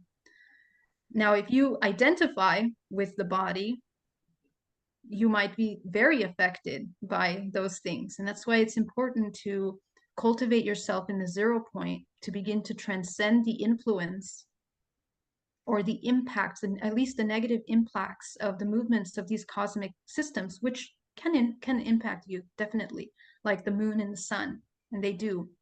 But your ability to hold your space, to ground your energetic body, will allow you to sustain, and this is the whole purpose of this preparation that I'm sharing with you, higher bands of frequency. Because if you notice, there hasn't been so much solar activity over the past 20 years. It's only recently that we have these incredible M-class flares, and that says something about the frequency of the collective and where we're headed. There's a preparation that needs to happen for every human energetically, because as a conduit system, you have to be able to sustain higher bands of collective frequency. The cultivation of your higher faculties is part of that architecture. So I don't know who said that or why they said that, but my suggestion is that the cultivation of your multidimensional body is essential to the next 20 years moving forward. Okay, we absolutely have to learn how to hold higher bands of frequency in the body. And then what was your second question? Well, the second question, well, that was all kind of tied into one question, being, does the Earth's magnetic field have an impact on our memory? If the shield would go down, would that wipe our memory? Then would that wipe our DNA? Would that wipe out our karma and past karma and all of that kind of stuff? Yeah. So from the holographic model, you understand that really there isn't much of a physical construct in reality. Okay, you are mostly frequency, you are energy.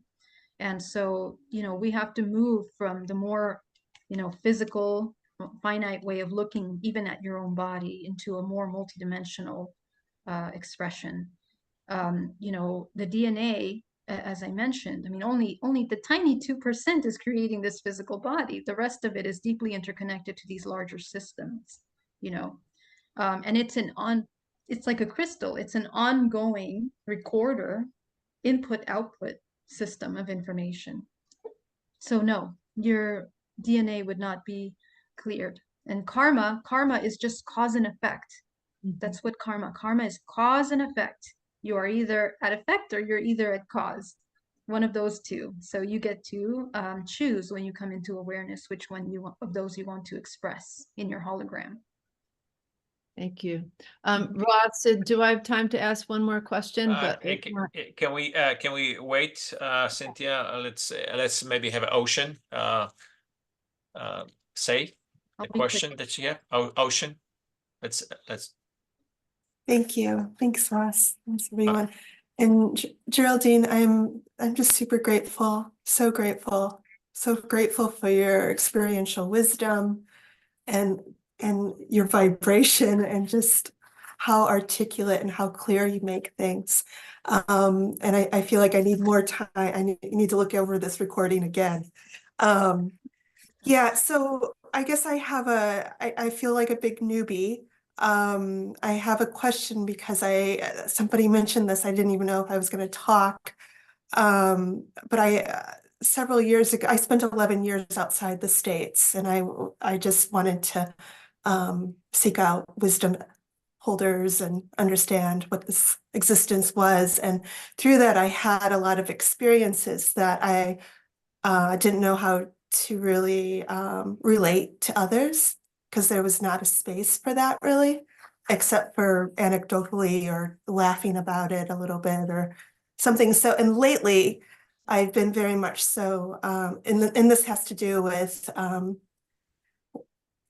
a situation. I was in a pyramid. I was in a mystery school situation. I used to be a Buddhist nun, and I spent a couple of years in different things, in different wisdom systems, and but mostly just very much so meditation, but also very deep understanding about alchemy and resonance and stuff and learning.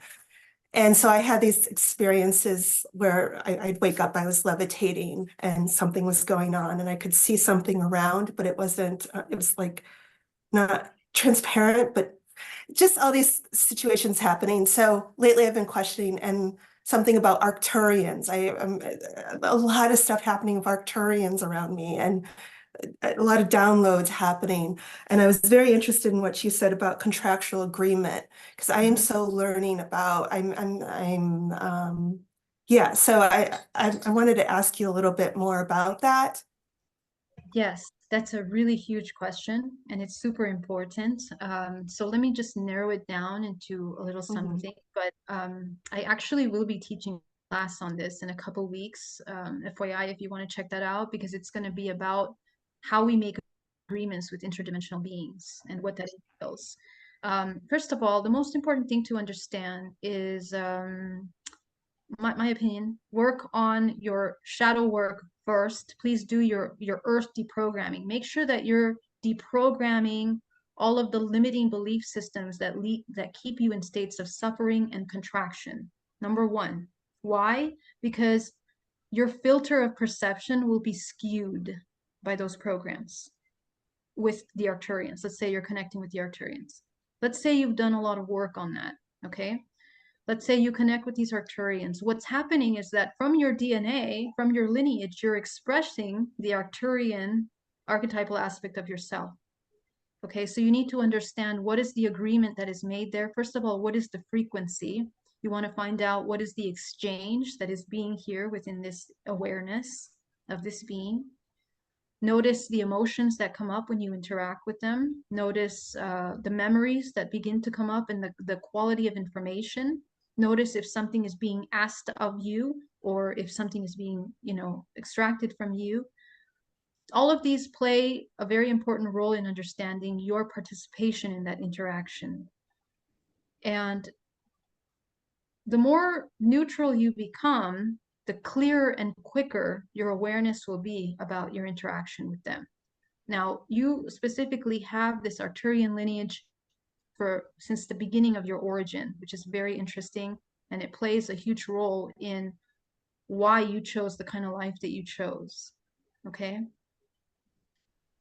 Where, for many lifetimes, what is the pattern that we keep reaching the highest state of awareness and then keep falling from? That would be the invitation for you in connection with these Arcturian connections.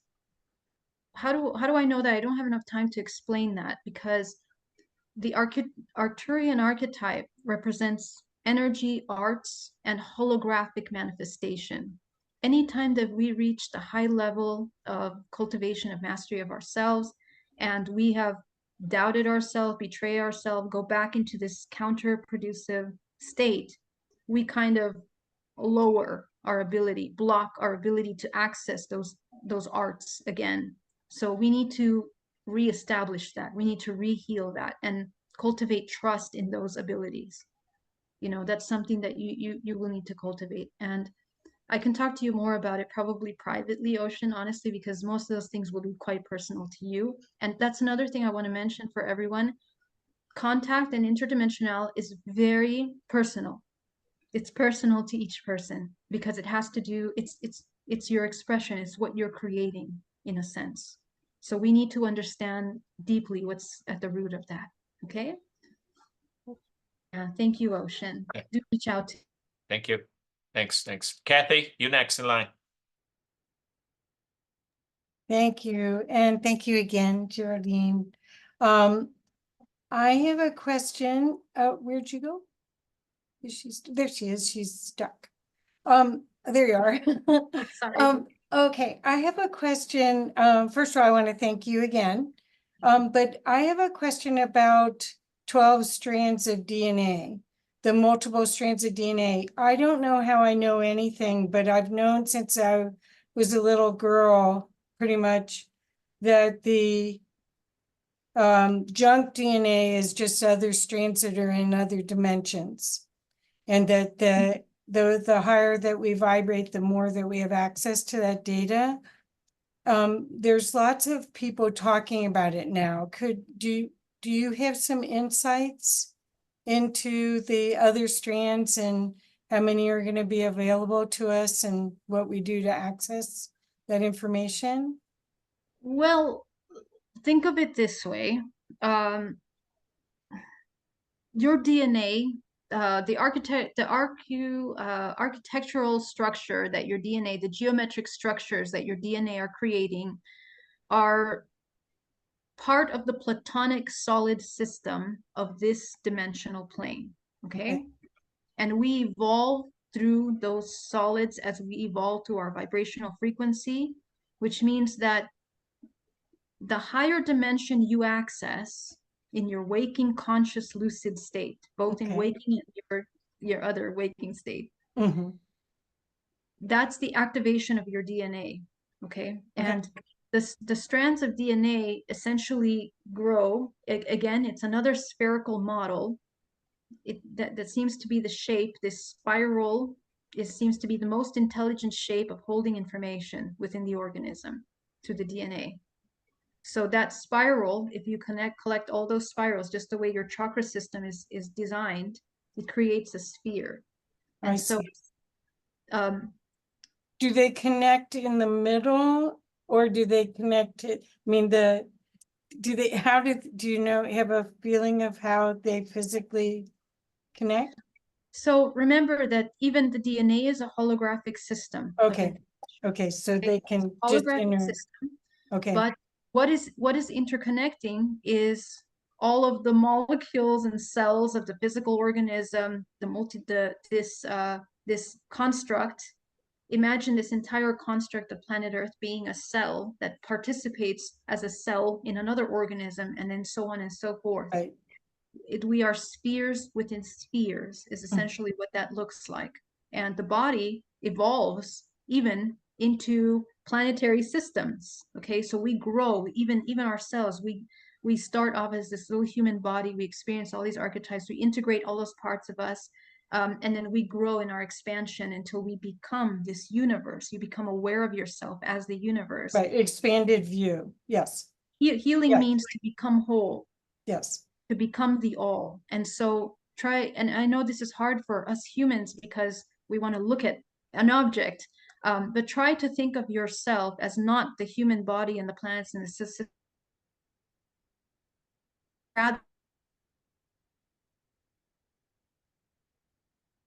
The morphogenetic field, there's no end, there's no beginning and no end to it.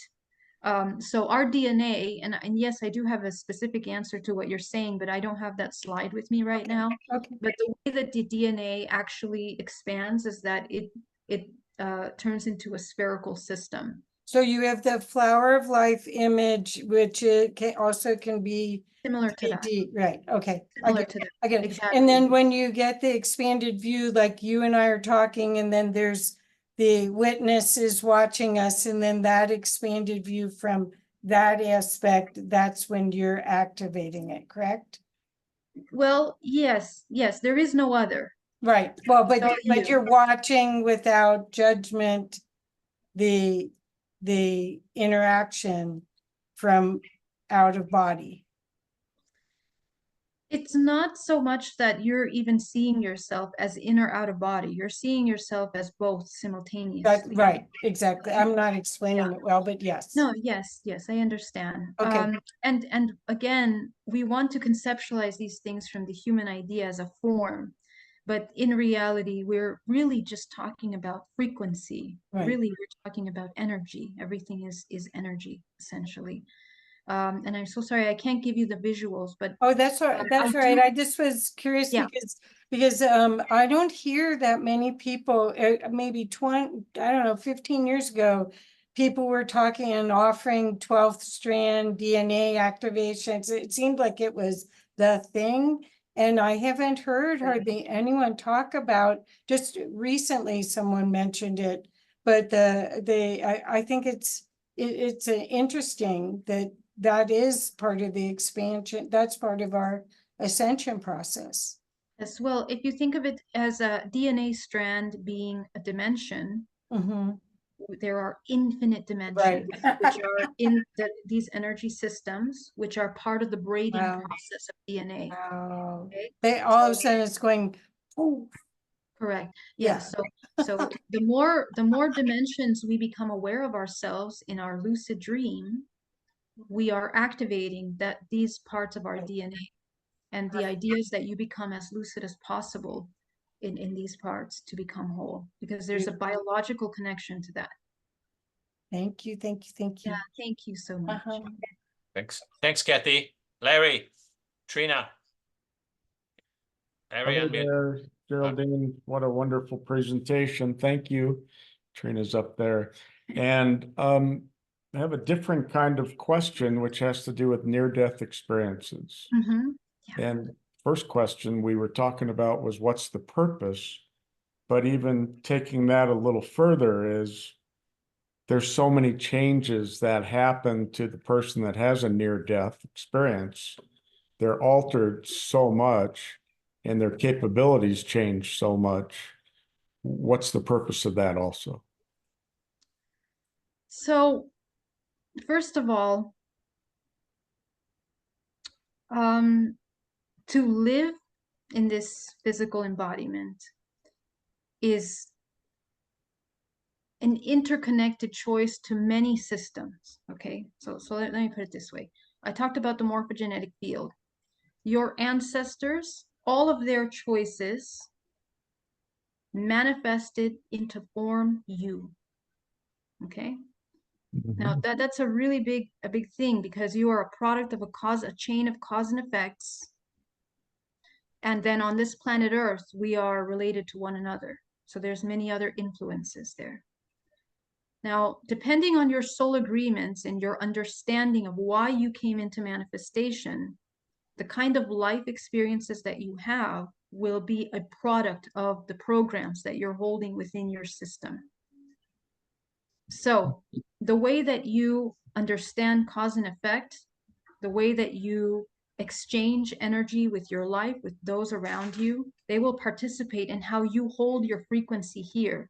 When your vortex system becomes completely centrifugal, where you are depleting your life force either through suffering, or your life force is counter creative, which is through suffering primarily, your geometric system is depleting its energy, and there no longer can resonate with the vibrational frequency of the collective. Because remember, this is an entire organism that is also oscillating at a frequency. When your organism is no longer a match to that system, we dissolve, we die, essentially. It's just the physics of the body. But involved in the process of getting you into that centrifugal state was a lot of programs, a lot of choices, cause and effect, karma. You can call it karma, or you can call it cause and effect, that led you to the point where you created the experience of death in that moment, near death. Okay, so there's lessons here, and especially for the human that chooses to re-embody after experiencing that moment in between dimensions. And those lessons are not just for you, they're for your entire ancestral lineage. Probably happened before in your ancestral lineage. Okay, you want to understand a couple things. You want to understand how you got there. You need to understand the somatic root emotional cause that led you into the whatever illness or situation or even accident that manifested. It's the law of accident. When a vibrational frequency comes out of alignment with the collective, it creates an experience to wake it back into consciousness. And with that comes agreements of re-embodiment. Those agreements are you going to be sustaining this physical body in alignment or not? And so for that, the invitation is that you break generations of programs that have led to that death. The other side of it, interdimensionally, is that a lot of people that have experienced near-death experiences have an invitation to the awareness of their multidimensionality. And it's a very profound experience. This experience of seeing the other side, of what's on the other side, a lot of times those people activate intuitive abilities or gifts or special things. Okay, I started to paint like the next day after my near-death experience, and it was something that emerged as an expression. Okay, and many people have all kinds of things that emerge from there. But it's a frequency change, you see? Everything is frequency. As you enter out of the body, you reset the button of the organism. And there are even some people that incarnate higher fractals of themselves back when they return into the physical body. And sometimes their life completely changes when they take this second chapter of their life. Okay? And with that little moment of life is another set of agreements and choices, cause and effect. Okay, so there's several systems of agreements that you have to be aware of here. And of course, you know, by revisiting your experience, you kind of become aware of that. Cool. Fantastic. Thank you. Thank you. Yes, thank you. Thanks very much. Angie, I think so. You had something, you know, in the chat.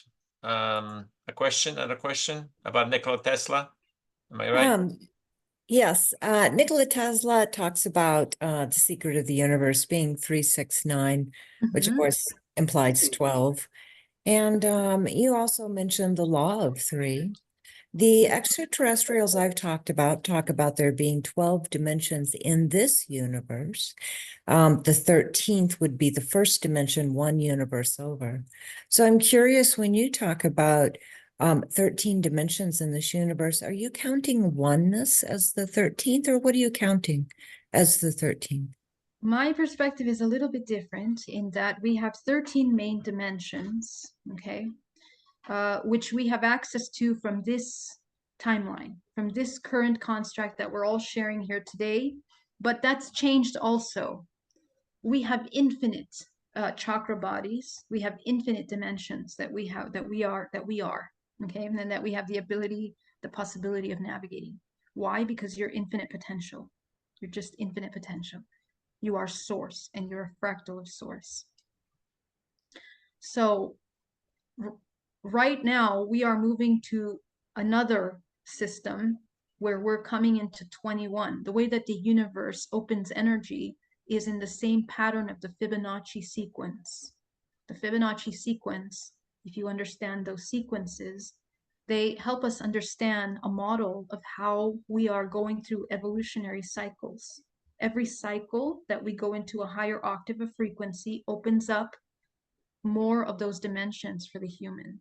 So we are moving into a 22nd model, 21, 22 model system right now, which is why many people are having a lot of this interdimensional awareness. And this is never ending. We are always moving into higher octaves. So in the way I have seen information is that we have 13 main chakra bodies. And there are also 13 main astrological signs. And I think it's going to be more talked about as we move forward. Because the 12 model, and I'll just mention, you know, the Mayan calendar actually ended just recently. And they talk about the 13th model, okay? They talk about the 12 main and then the 13. So we are exactly at that junction point. And the Mayans actually talked about exactly that. And that's exactly what's happening right now, that we're moving into another octave, which will open up even higher dimensions. So Nikola talked about these numbers, but that was just the beginning.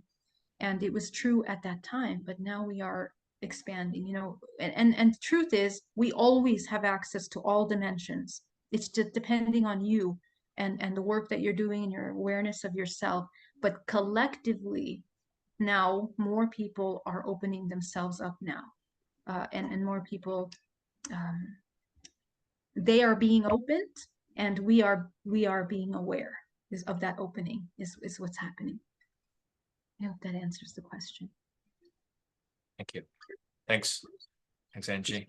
Thanks you. So now I'm gonna throw in myself a question here. So yeah, thanks, Geraldine, for great presentation. And also I want to acknowledge you for the awesome presentation that you are having with Sheila Seppi. I heard you first, maybe 2 years ago, that Sheila had presented, you were presenting on her platform. So it's been a I know a few things. So anyway, long story. Do you know of Dr. Joe Dispenza?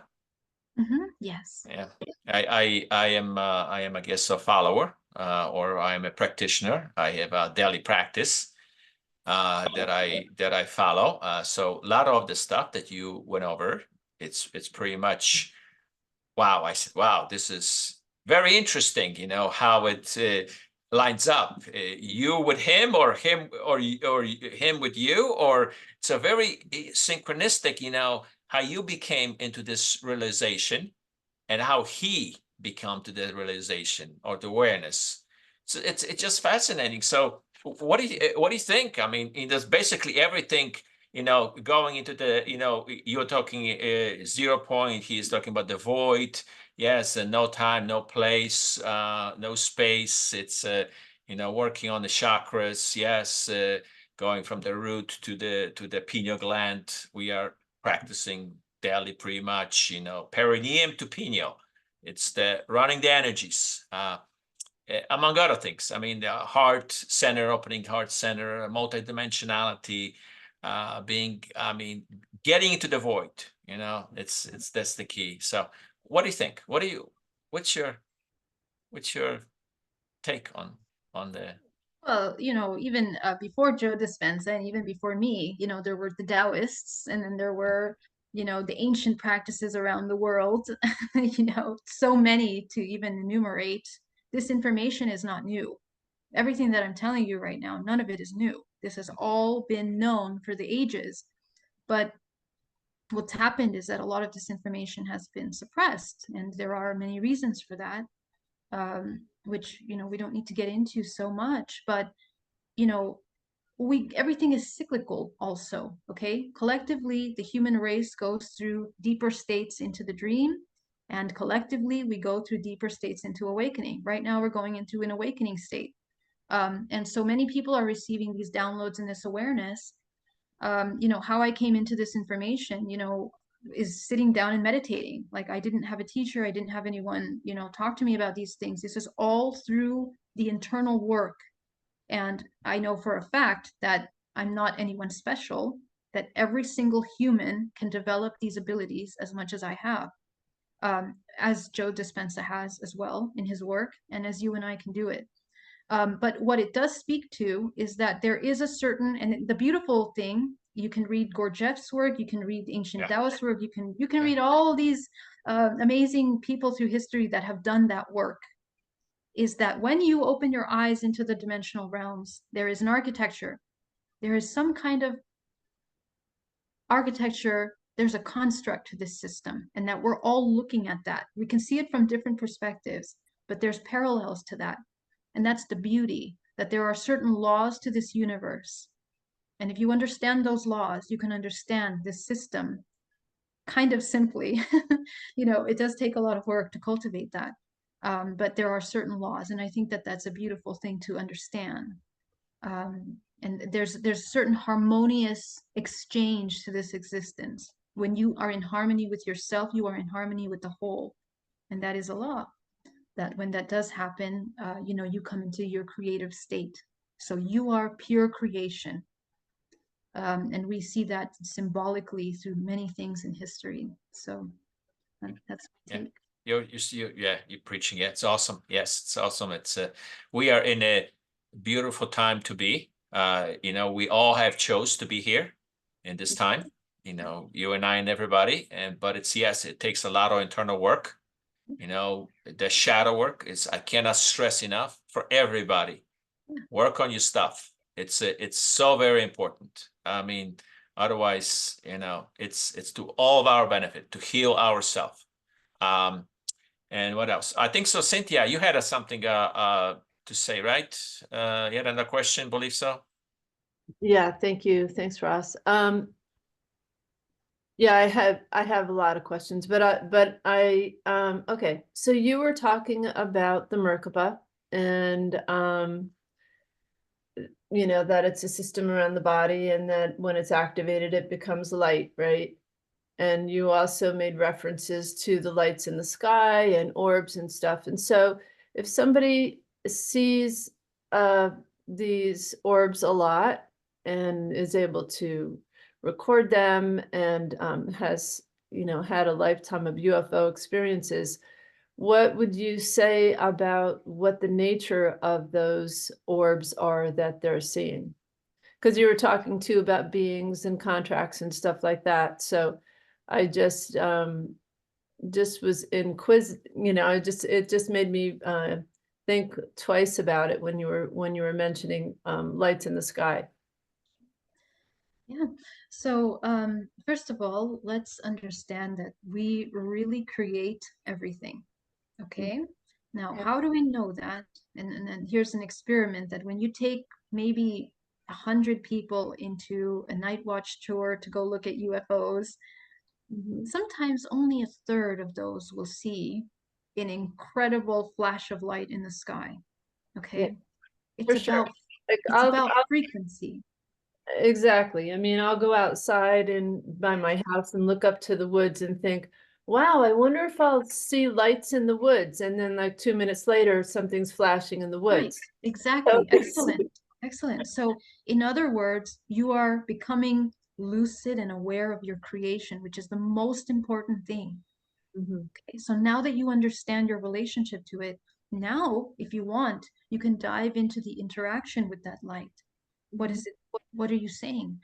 And what I have seen after doing hundreds of hypnotherapy sessions with contactees is that sometimes these are our future selves or future aspects of ourselves, or really what I see is that they are fractals of ourselves that become aware of ourselves, and we are intercommunicating, and they help awaken your states. Just like the law of accident, you have a car crash and finally you want to be healthy and be spiritual and heal your life. Well, these can serve as reminders to wake you back up into your highest state of consciousness.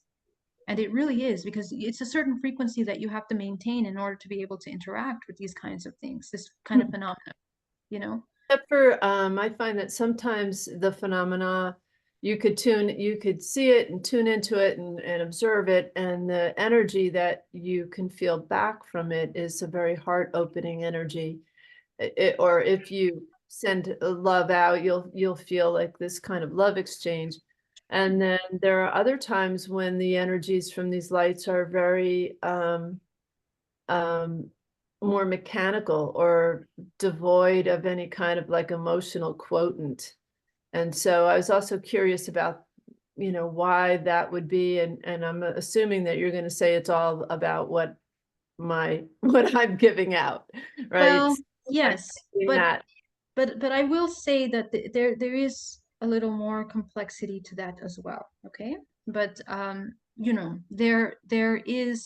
there's duality in everything. Okay, so for these kinds of technologies, and I also want to mention that the government also has a lot of these technologies also that are going to be probably put out to the public over the next 10 years. Yeah. So I will mention that. And this is why the government is pushing the disclosure finally after so long, with artificial intelligence now coming up, into the mainstream, because this is going to open information runways wide open. And so you cannot hide a lot of these things and what's happening in the technology world. But those will be changing as well. So there is that element that you need to be mindful of. But again, what's important is your discernment. So the fact that you were able to qualify one being more mechanical than the other speaks to your ability to discern and with your interactions of your creations. And that's what's important. This is what will help you choose and get the information, the downloads that you need for your evolutionary growth. And Right. also be mindful in your dream time what happens after you interact with these beings, because a lot of the action is happening in that dream time, actually. Right. That's just the kind of reminder. Okay. So when you were discussing Merkaba and the light that results in the activated Merkaba, and you were talking about lights in the sky, are you saying that, were you suggesting that these are beings within their activated Merkaba spinning in the sky? That's right. That's right. But I'll tell you an interesting, many times what I find with my clients is that literally they're interacting with future aspects of themselves. Yes, they are beings that come from other dimensions, whatever, but it's like these stories of you know, time traveling, where you know, you meet yourself in this other aspect of yourself. This is kind of what's happening. But you know, for what's important for those of you that are, you know, obviously like you're very intuitive, you know, connect with that and take a look and see what is the invitation, you know, what's the information that is available to you there, you Right. know. And it's all about receiving. You come into a receptive state, and you come into a childlike curiosity, where you're not coming from fear, because as soon as you shift your frequency, you're going to contract yourself from those experiences, and that you want to make sure you don't do that. You want to be training yourself in the 0 point in order to not necessarily apply meaning or judge what you're experiencing, but rather just interact, just explore. Like, you know, you have this exploring ability to. Yeah, I love the idea of the possibility of this being a contact from the future, in the same way that, you know, we do healing on our generational traumas, and like I've done past generational healing on my grandmother and different people in my family that have suffered lots of trauma and shifted that. So how cool is it that, you know, there's these lights or whatever it is coming to us in our dreams from, that could be our descendants that are in some way coming back to help us and shift us and retell the story, right? Sure. Yeah. It's all about your ability to and be open to those communications, and practice your intuition to understand, you know, what you're creating and why. Okay. Yeah, thank you so much. You're really such a wealth of amazing information. Thank you. Thank you. Thanks, Cynthia. So any other questions we have? I guess not. Now, Geraldine, you're gonna post something? You said you're gonna post online? You know what? Let me do this. I'm going to put the slides up of my presentation. I'm going to create a page, but give me till next Tuesday, if that's okay, to post that, because I'm at a retreat this weekend. And I'm going to create a page that will say EXO, the name of this program, and you can just access the slides there, and you can look at some of the resources that are there for you based on what I shared. Okay. Yeah, that would be awesome if we can, you know, provide us, you know, the resources, Yeah, so we can choose to do our work. And exactly. yes, Don't take my word for it. You have to find out for yourself. yes, that is true. So, all right. So I think so.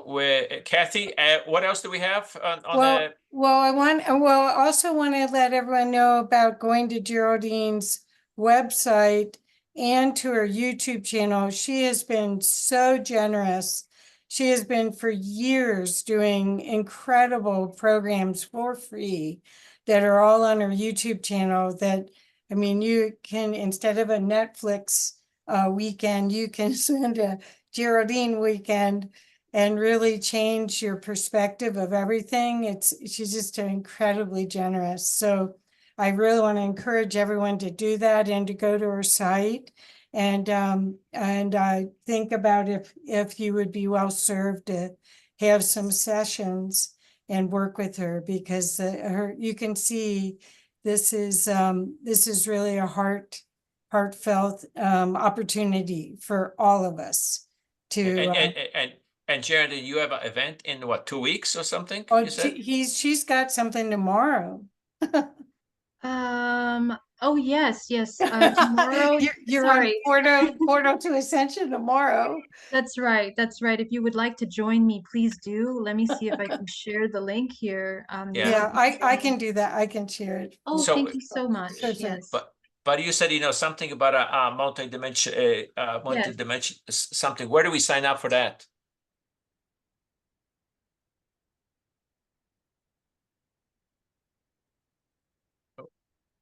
Jody? There we go. Here's the, Supportive. And also I have a free 30-day alchemical challenge on my website that you can also, not my website, my YouTube channel that you can check out. So definitely check that out for supportive information. And also the work. I'm actually guiding you through meditation work. So you want to do the work, you can do it there with me. Okay. yeah, and I just put the Portal to Ascension link in the chat. Thank you so much. Wonderful. So that Portal Ascension, okay, so that's one. So the other one, you kind of froze, your picture froze. So you're gonna have, the workshop or the, the other one, or the event you said you were planning to have. But for some reason my bandwidth is really low and I can't access the link right now. I So see. what I'll do is, I'll put it in the page that I create. And if you would like to join me, the class is not for another month.